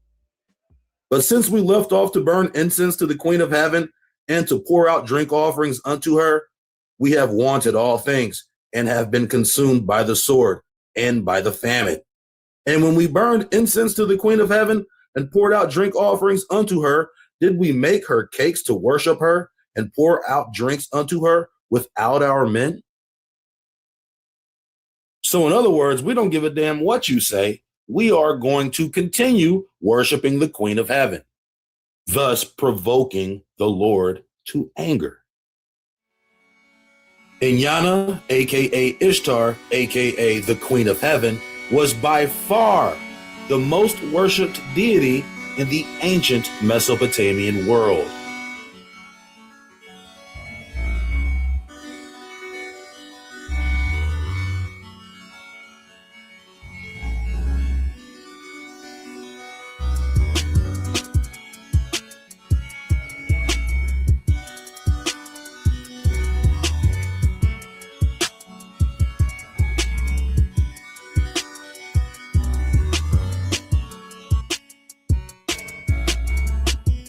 The early history of Christianity is comparatively more easy to follow than that of ancient Assyrian history, primarily due to the availability of records and the timeline of events, which occurred less than 2,000 years ago.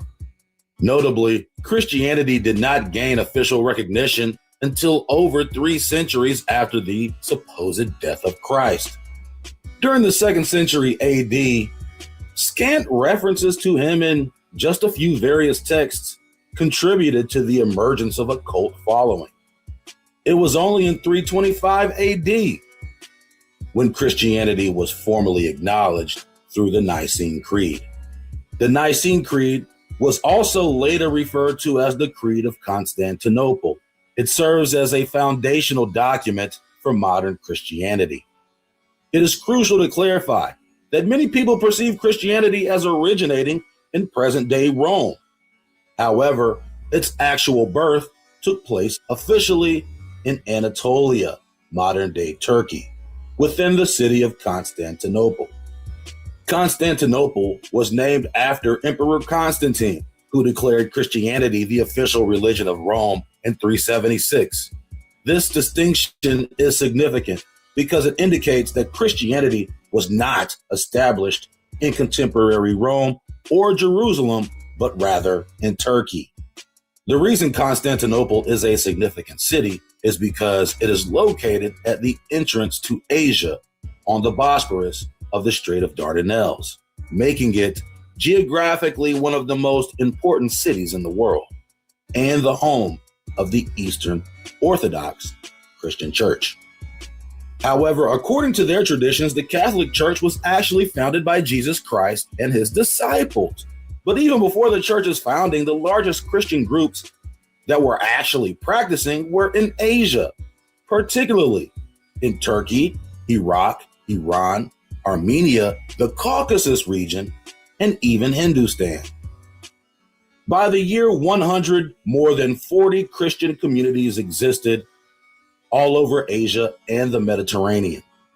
The Assyrian Church of the East is considered one of, if not the oldest faction of early Christianity.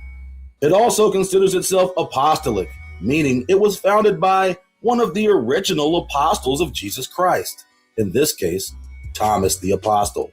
Regardless of the historical legitimacy or credibility of Christ, the Assyrian Church of the East claims that its origins began in the 1st century following his death. This is an important point because basically it means that the Assyrians were the first people to espouse Christianity as an official religion. But indeed, at its core, this version of Christianity was created by Romanized Jews. After the destruction of the temple, a certain faction of alleged Jews amalgamated themselves into Christians by using Christ as the messianic figure said to fulfill prophecies spoken by the prophets. Early Christianity first began following the strict laws of the Israelites. But as the cult of Christianity grew, it separated further from the old world practices of the Israelites and developed their own religion, supposedly based upon those practices. Charlatan's Web quote, Jewish Christians were the followers of a Jewish religious sect that emerged in Roman Judea during the late Second Temple period under the Herodian dynasty. These Jews believed in Jesus. Already a violation of commandment number 1, these Jews believed in Jesus, was the prophecy's Messiah, and continued their adherence to Jewish law. Jewish Christianity is the historical foundation of early Christianity. Jewish Christianity is the historical foundation of early Christianity. So Christianity was created by Jews.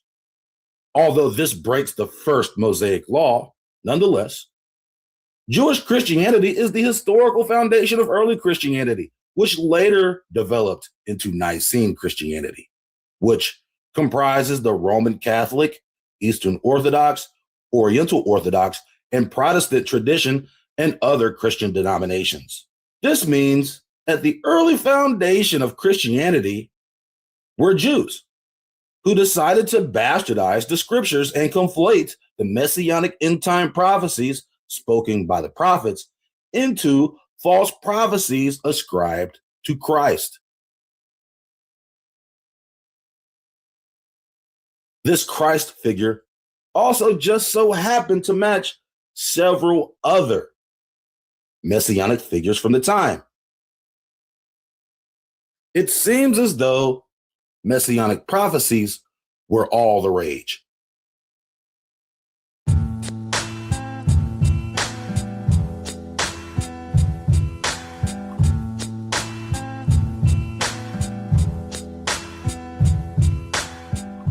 Now, what does all of this have to do with Islam? You may ask yourself. In order to draw a connection, we are going to have to jump ahead a few centuries from the creation of Christianity in the late 300s to the creation of Islam as an official religion in the early 600s and work back from there. There are a few interpretations of the traditional Islamic narrative. However, the most common is that Prophet Muhammad is the alleged founder of Islam. He received his major divine revelation in the year 610. According to the same tradition, Muslims believe he is the seal of the prophets, meaning he was the last of the prophets sent by God. As the traditional Islamic narrative goes, while secluded in a cave over several nights in prayer, Muhammad was reportedly visited by Angel Gabriel in the cave and received his first revelation from God. After this, Muhammad began preaching those revelations publicly, claiming that he was a prophet and messenger of God. Now, for as much as I enjoy a good cave revelation, there are obviously some holes within this story that may need to be filled, pun intended. We will discuss that in the near future.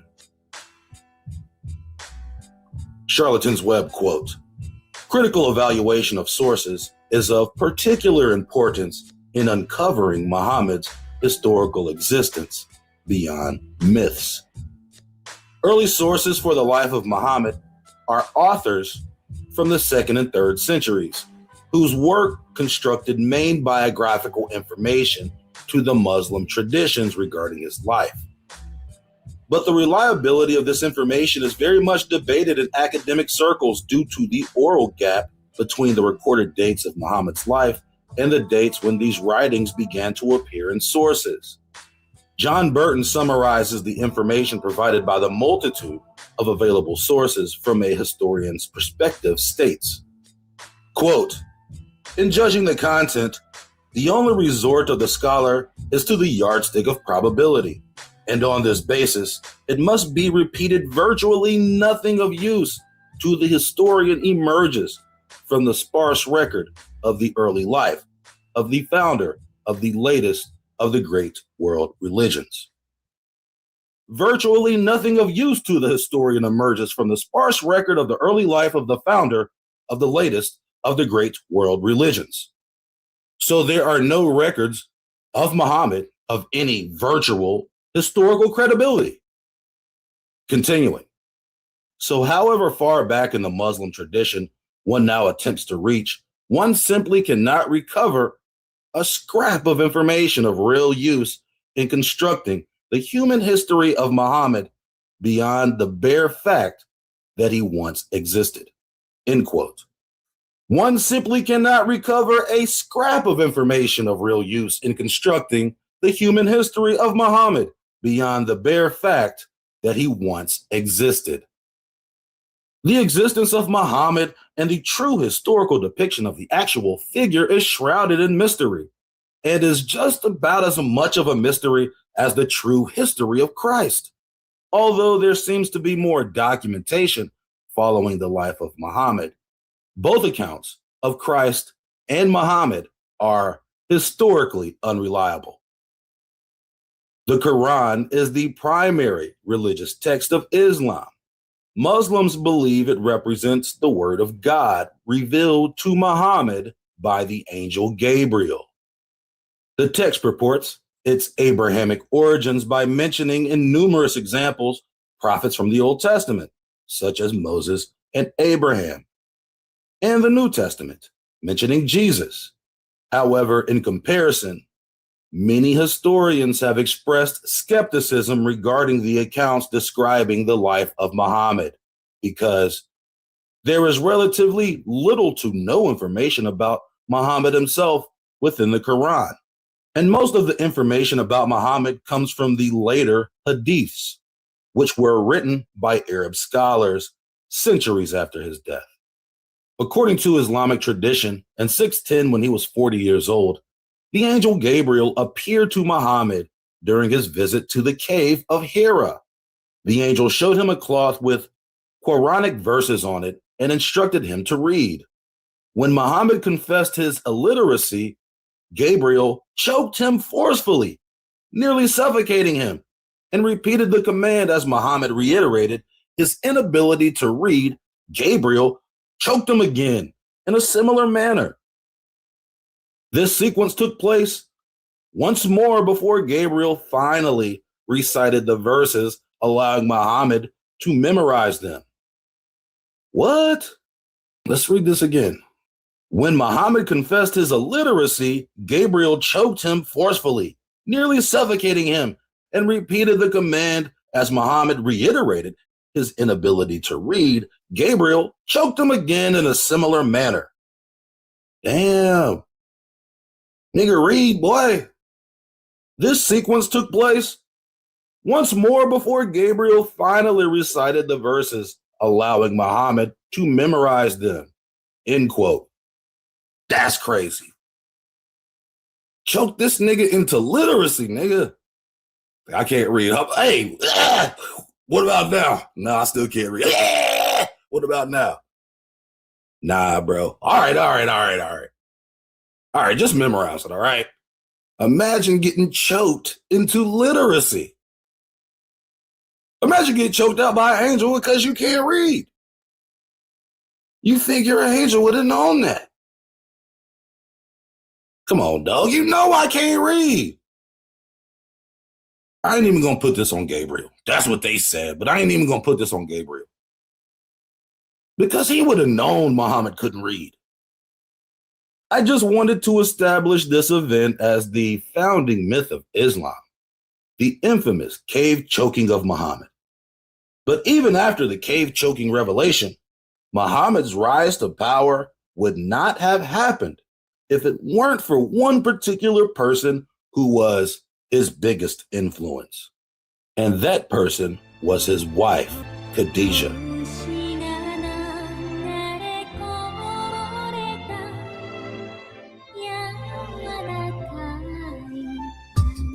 Khadijah bint Khuwailid, I think that's how you say that, was the first wife of Muhammad.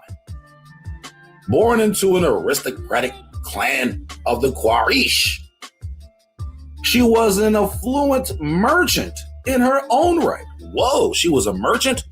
You know, merchant in the olden days was almost a synonym for you know who. But of course, I'm sure she wasn't one of those you know who's.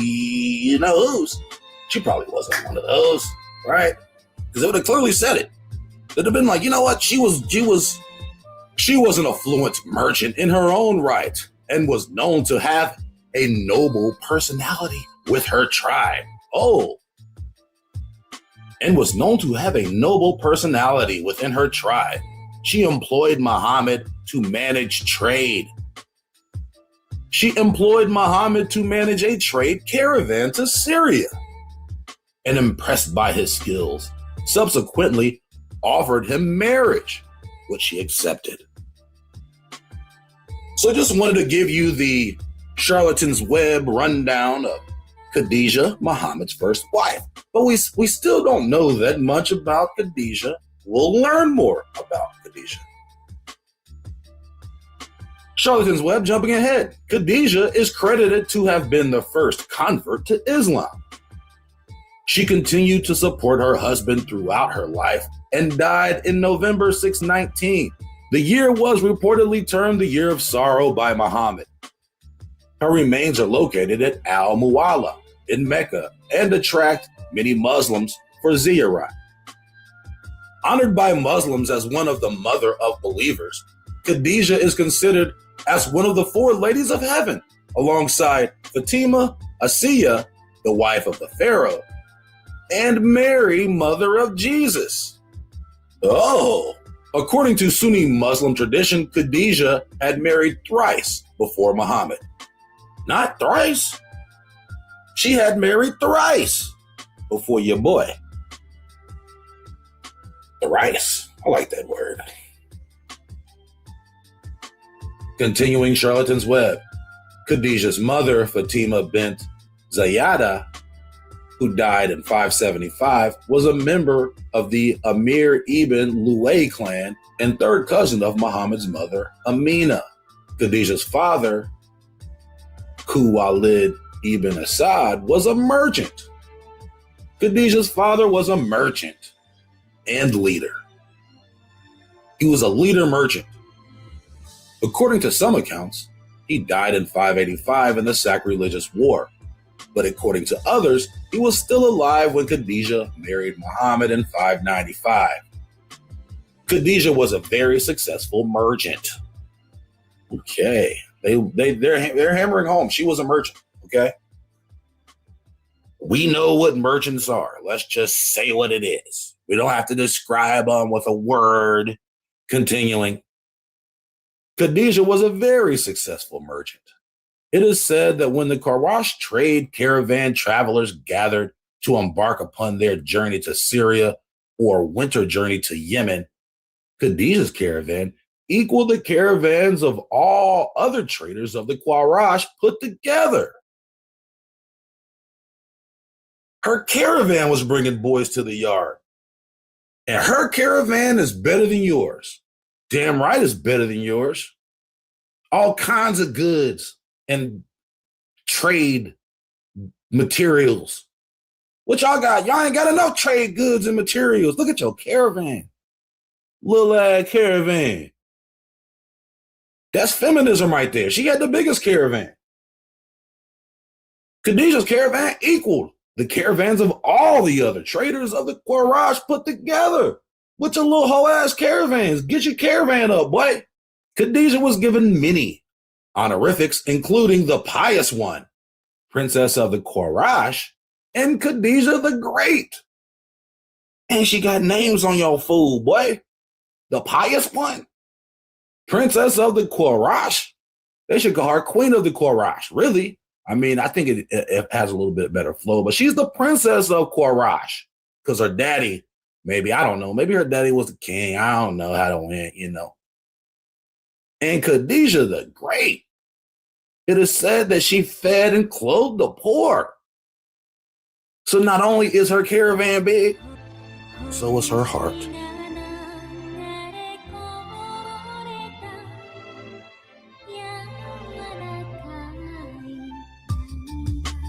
Assisted her relatives financially, and provided marriage portions for poor relations.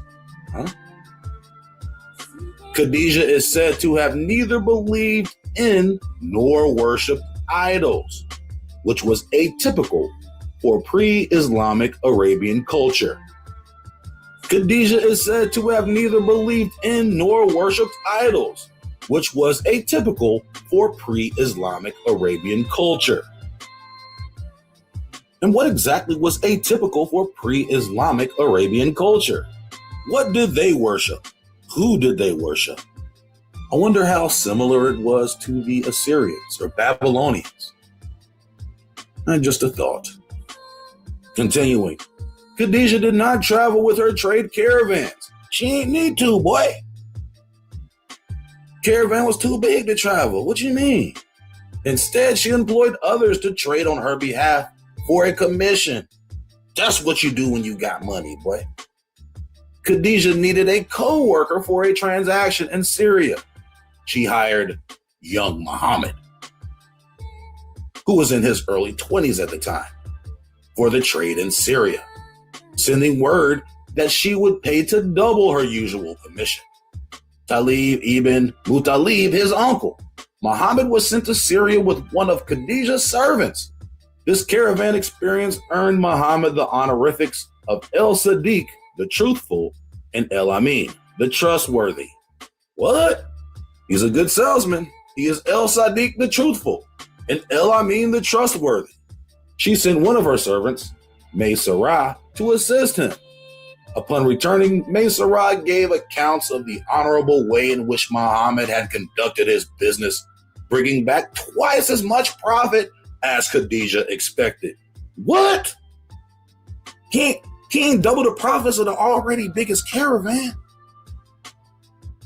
He is obviously truthful and trustworthy, doubling profits. Continuing, most Sunnis accept that Khadijah married 3 times and had children from all her marriages. What? Multiple baby daddies. Most Sunnis accept that Khadijah married 3 times and had children from all her marriages. Okay, so she wasn't one of those virgins they be talking about. Never mind. While the order of her marriages is debated, it is generally believed that she married Atiq ibn Adia ibn Abdullah al-Makhzumi, followed by Malik ibn Nabash ibn Zargari ibn at-Tamimi. Nigga. To Atiq, Khadijah bore a daughter named Hinda. This marriage left Khadijah a widow. With Malik, she had 2 sons who were named Hala and Hind, or Hind, maybe. Malik also left Khadijah a widow. Damn! Well, they keep dying on her watch, dying before his business became a success. Khadijah subsequently proposed to Muhammad. Oh, that's crazy. She was on to the next. Her respect for him had taken a place in her heart. She had a couple of kids. She had a couple of husbands, couple of baby daddies. Here we go, continuing. Ibn Shah Rashid quoted some niggas. And these niggas had said that Khadijah was a virgin when she married Muhammad. What? Hold on now, that's going against tradition, bro. Did she have little babies by niggas who had died? She could have had 12 husbands. You don't know, they all died. I wonder how she became rich. Maybe her daddy was rich.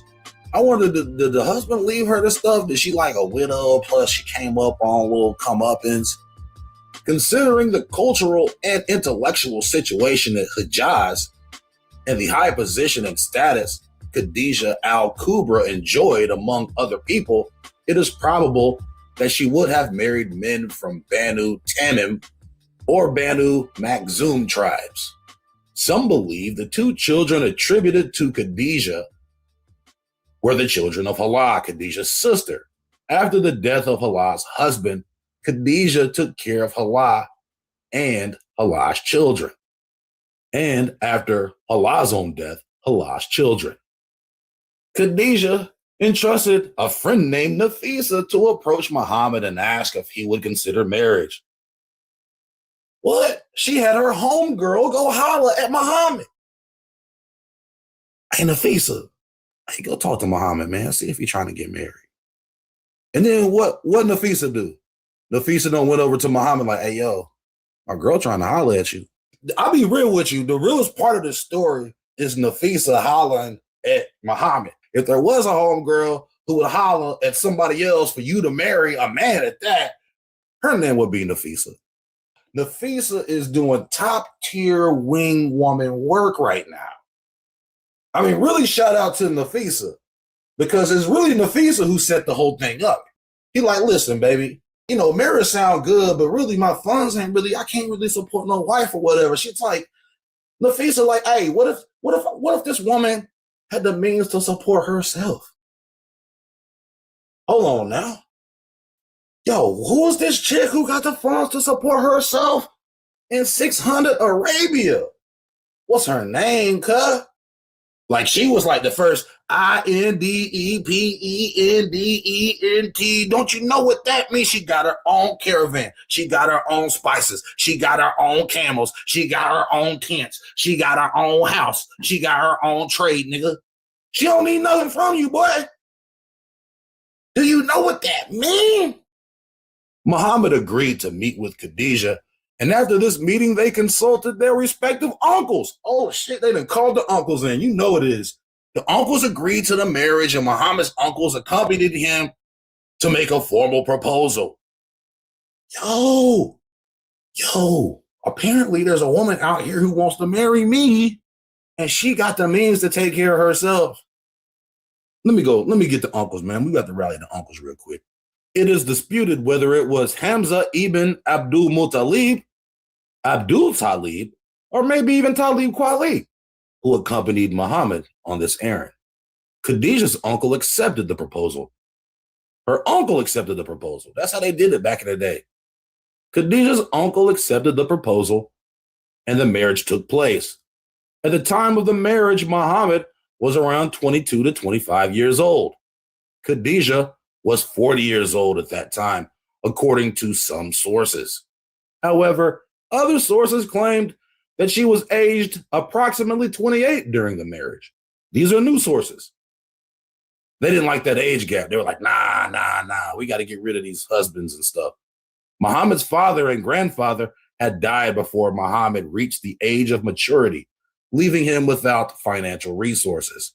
With this proposal, Muhammad moved into Khadijah's house. End quote. And she got a house. And he finna move in. She living in the heart of Mecca, boy.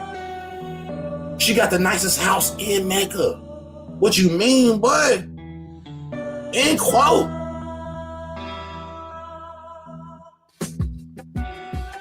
Quote, the life of Muhammad. Khadijah was a merchant woman of dignity and wealth. She used to hire men to carry merchandise outside of the country on a profit-sharing basis. For Quraysh, were a people given to commerce. Oh, for Quraysh, were a people given to commerce. Now, when she heard about the prophet's truthfulness, trustworthiness, and honorable character, she sent for him and proposed that he should take her goods to Syria and trade with them, while she will pay him more than she paid others. He was to take a lad of hers called Maisara. The apostle of God accepted the proposal, and the two set forth until they came to Syria. The apostle stopped in the shade of a tree near a monk's cell. When the monk came up to Maisara, he asked who the man was who was resting beneath the tree. He told him that he was of Quraysh, the people who held the sanctuary. And the monk exclaimed, none but a prophet ever sat beneath this tree. So the monk's like, hey, none but a prophet. The only people who've ever sat beneath this tree were prophets. This is the tree, the prophets. And nobody else has ever sat beneath this tree. This must be a really old tree. Then the prophet sold the goods he had brought and bought what he wanted to buy and began the return journey to Mecca. The story goes that at the height of noon, when the heat was intense as he rode his beast, Maisara saw two angels shading the apostle from the sun's rays. What? Hold on now. Now the monk said ain't nothing but a prophet ever sat beneath the tree, okay? So right there, all right, that's hint number one. Ain't nothing but a prophet been up under that tree, boy. And then what? When the sun was intense, the angels was like, yo, you need some shade, my boy. Let's use these wings right here, boy. Hey, my sorrow boy, he be keeping the notes now. He be keeping the notes. When he brought Khadijah her property, she sold it, and it amounted to double or thereabouts. Maisara, for his part, told her about the two angels who shaded him and of the monk's words. Now, Khadijah was a determined, noble, and intelligent woman possessing the properties with which God willed to honor her. Whoa! With two dead husbands, which God willed to honor her from possibly her rich father, her rich merchant father, or possibly from the inheritance of one of her deceased husbands. Oh, son of my uncle, I take you because of our relationship and your high reputation among your people, your trustworthiness and good character and truthfulness. Now that's a woman right there. She don't care nothing about his money, his looks. She don't care nothing about that. She said, you are trustworthy and you have good character and you are truthful. You know what I'm saying? And times done changed, and she was paying the bills. What you mean? He was a house husband, but he was out the house. He was in the streets bringing in that bread. You know what I'm saying? He was playing both roles. She didn't talk about how rich he was, talk about he had to be 6 feet, he had to have goddamn 870 credit. She didn't say nothing about that. She said, you got a high reputation among your people. She said, your trustworthiness and your truthfulness That's what she was on. Mother of virtues, boy. That's the mother of some believers, boy.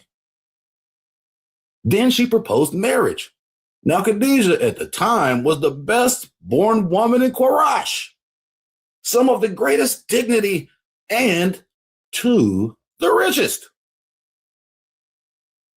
She had it all. Do we know what Khadijah looked like? Don't matter. I done seen a lot of things describing Khadijah. I ain't seen nothing that says she's beautiful yet. That is. She's a beautiful person on the inside. It don't matter what she looked like on the outside. She probably had the hijab on, boy. She probably had that thing covered up. So I ain't really see what she looked like that. Then she proposed marriage. Now, Khadijah at that time was the best born woman in Quraysh, of the greatest dignity and to the richest. All her people were eager to get possession of her wealth, if it were possible. And then basically it goes through the stories about the uncles, but I just really wanted to tell you about the angel, how my Sarah had seen the angel, and the angel like, yo, my boy needs some shade. He out here doing these moves. I'm busting these moves for Khadijah, a woman of good truthfulness and all that, right? We just need to make sure he covered up, even though he got to double the caravan, and then he about to bring back double the profit. So he really like 4X in this piece. You know what I'm saying?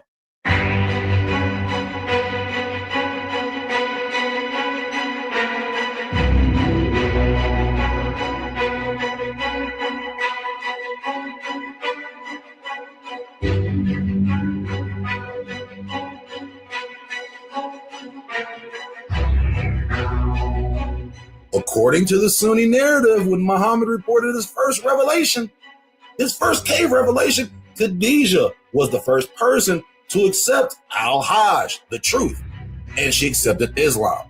This nigga came through, he's like, yo, I just seen Gabriel in the cave, yo. So he had this cloth, right, and it had some words on it, and he choked me. He's like, read this, nigga. And I was like, nah, Gabriel, I can't read, bro. He's like, nah, read it. Yeah. And I said, nah, nigga, I can't read. He said, read it. Yeah. He started choking, you know what I'm saying? And so I was like, I'm sorry, man. I hate to tell you, but I admit to you that I am illiterate and cannot read Angel Gabriel. And so that's when, that's why I got scared and I came to you. And I told you about what happened. And then Khadijah was like, shit, hell yeah, that's the truth right there. Hey, I accept it. That's what happened. You seen Gabriel. He told you you was finna be the man. You forgot to tell me that part. But I filled it in for you, okay? And we're gonna rock out like that.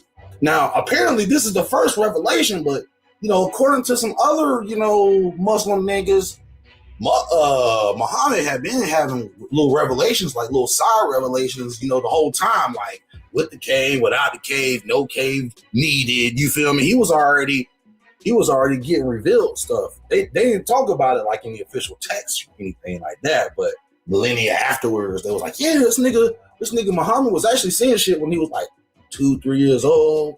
He was already, Gabriel was just go ahead plant seeds, you feel me? He just didn't remember. See, when he was 2, Gabriel didn't expect him to read. So what happened is when he was like 22, 25 and he was in the cave, he's like, nigga, you don't know how to read yet? So he was really upset. That's why he was choking him, you see? That's why he was choking. He was just upset that the nigga ain't learned how to read yet. That's all that was. After his experience in the cave of Hira, Muhammad returned home to Khadijah in a state of terror. Woo! Bitch, I'm freezing, bitch. After calming down.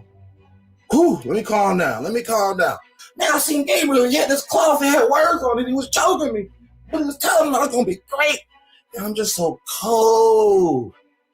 Because he told me I was going to be great. Gabriel, in the cave, by myself.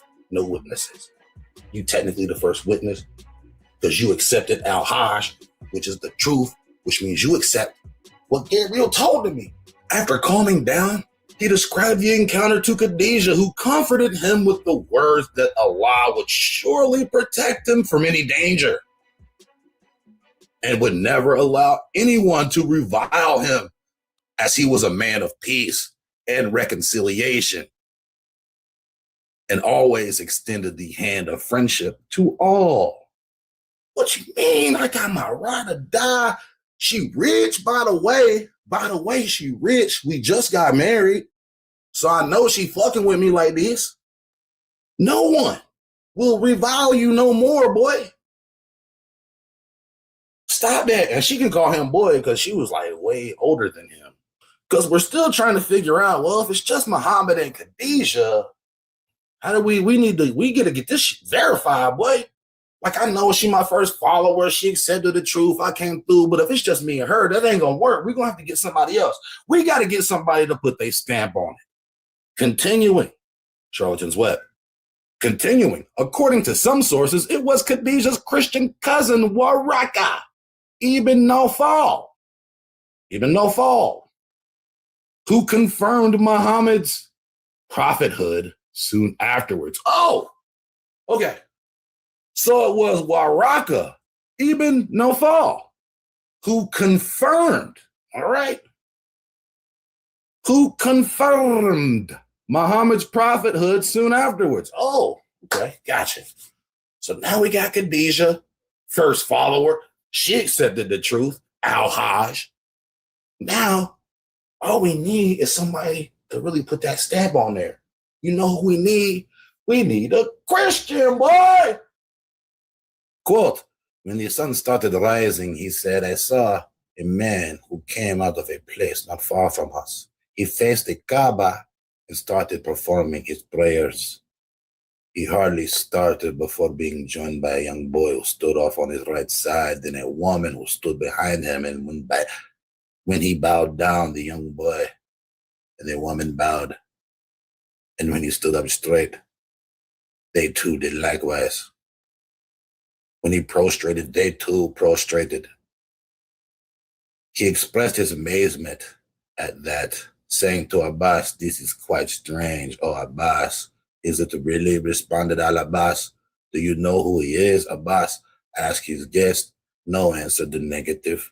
He is Muhammad ibn Abdullah, my nephew.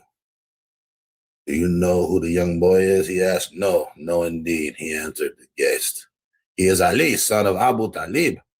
Do you know who the woman is? The answer came again in the negative. She is Khadijah bin Khuwailid, my nephew's wife. The main thing that I get from this little snippet here is that the Kaaba, which is most popularly a symbol of Islam, actually existed before Islam. This would mean that the Kaaba is older than Islam. So what are the origins of this big black box?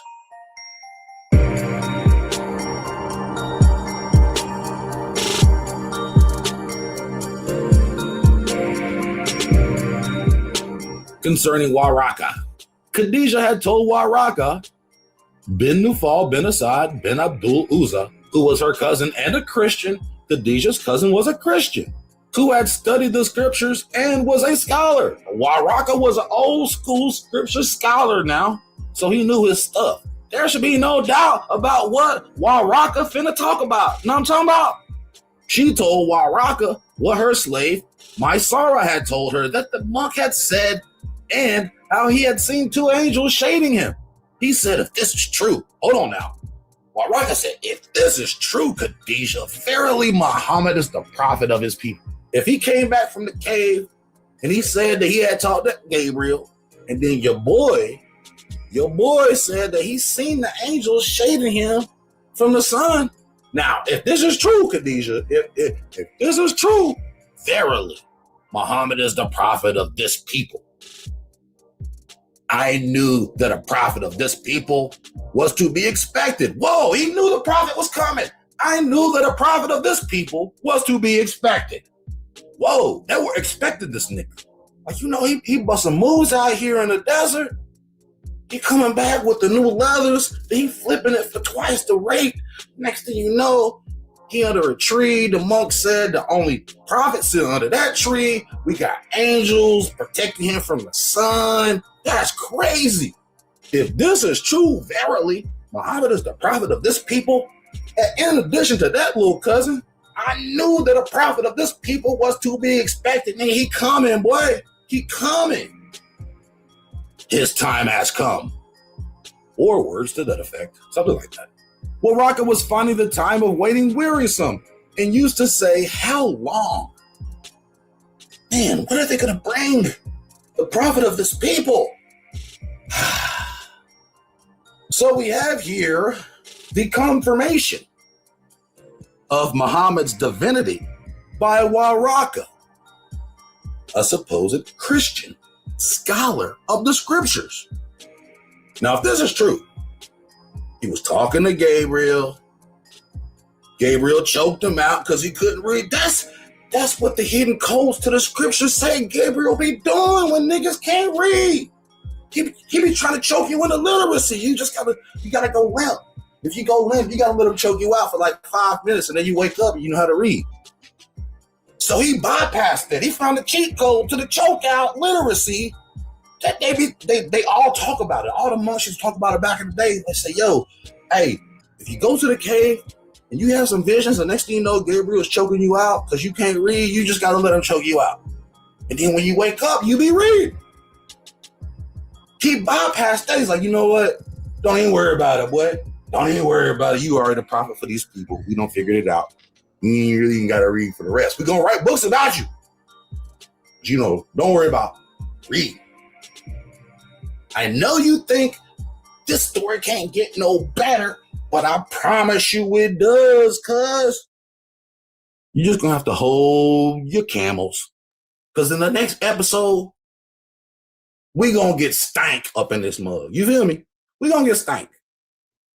Obviously, we have a ton left to cover.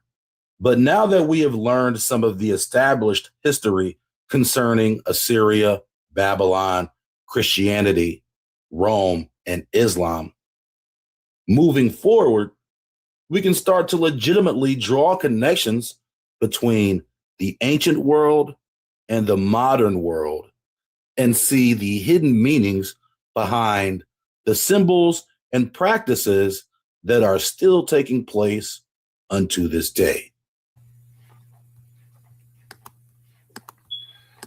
Kofi, follow me.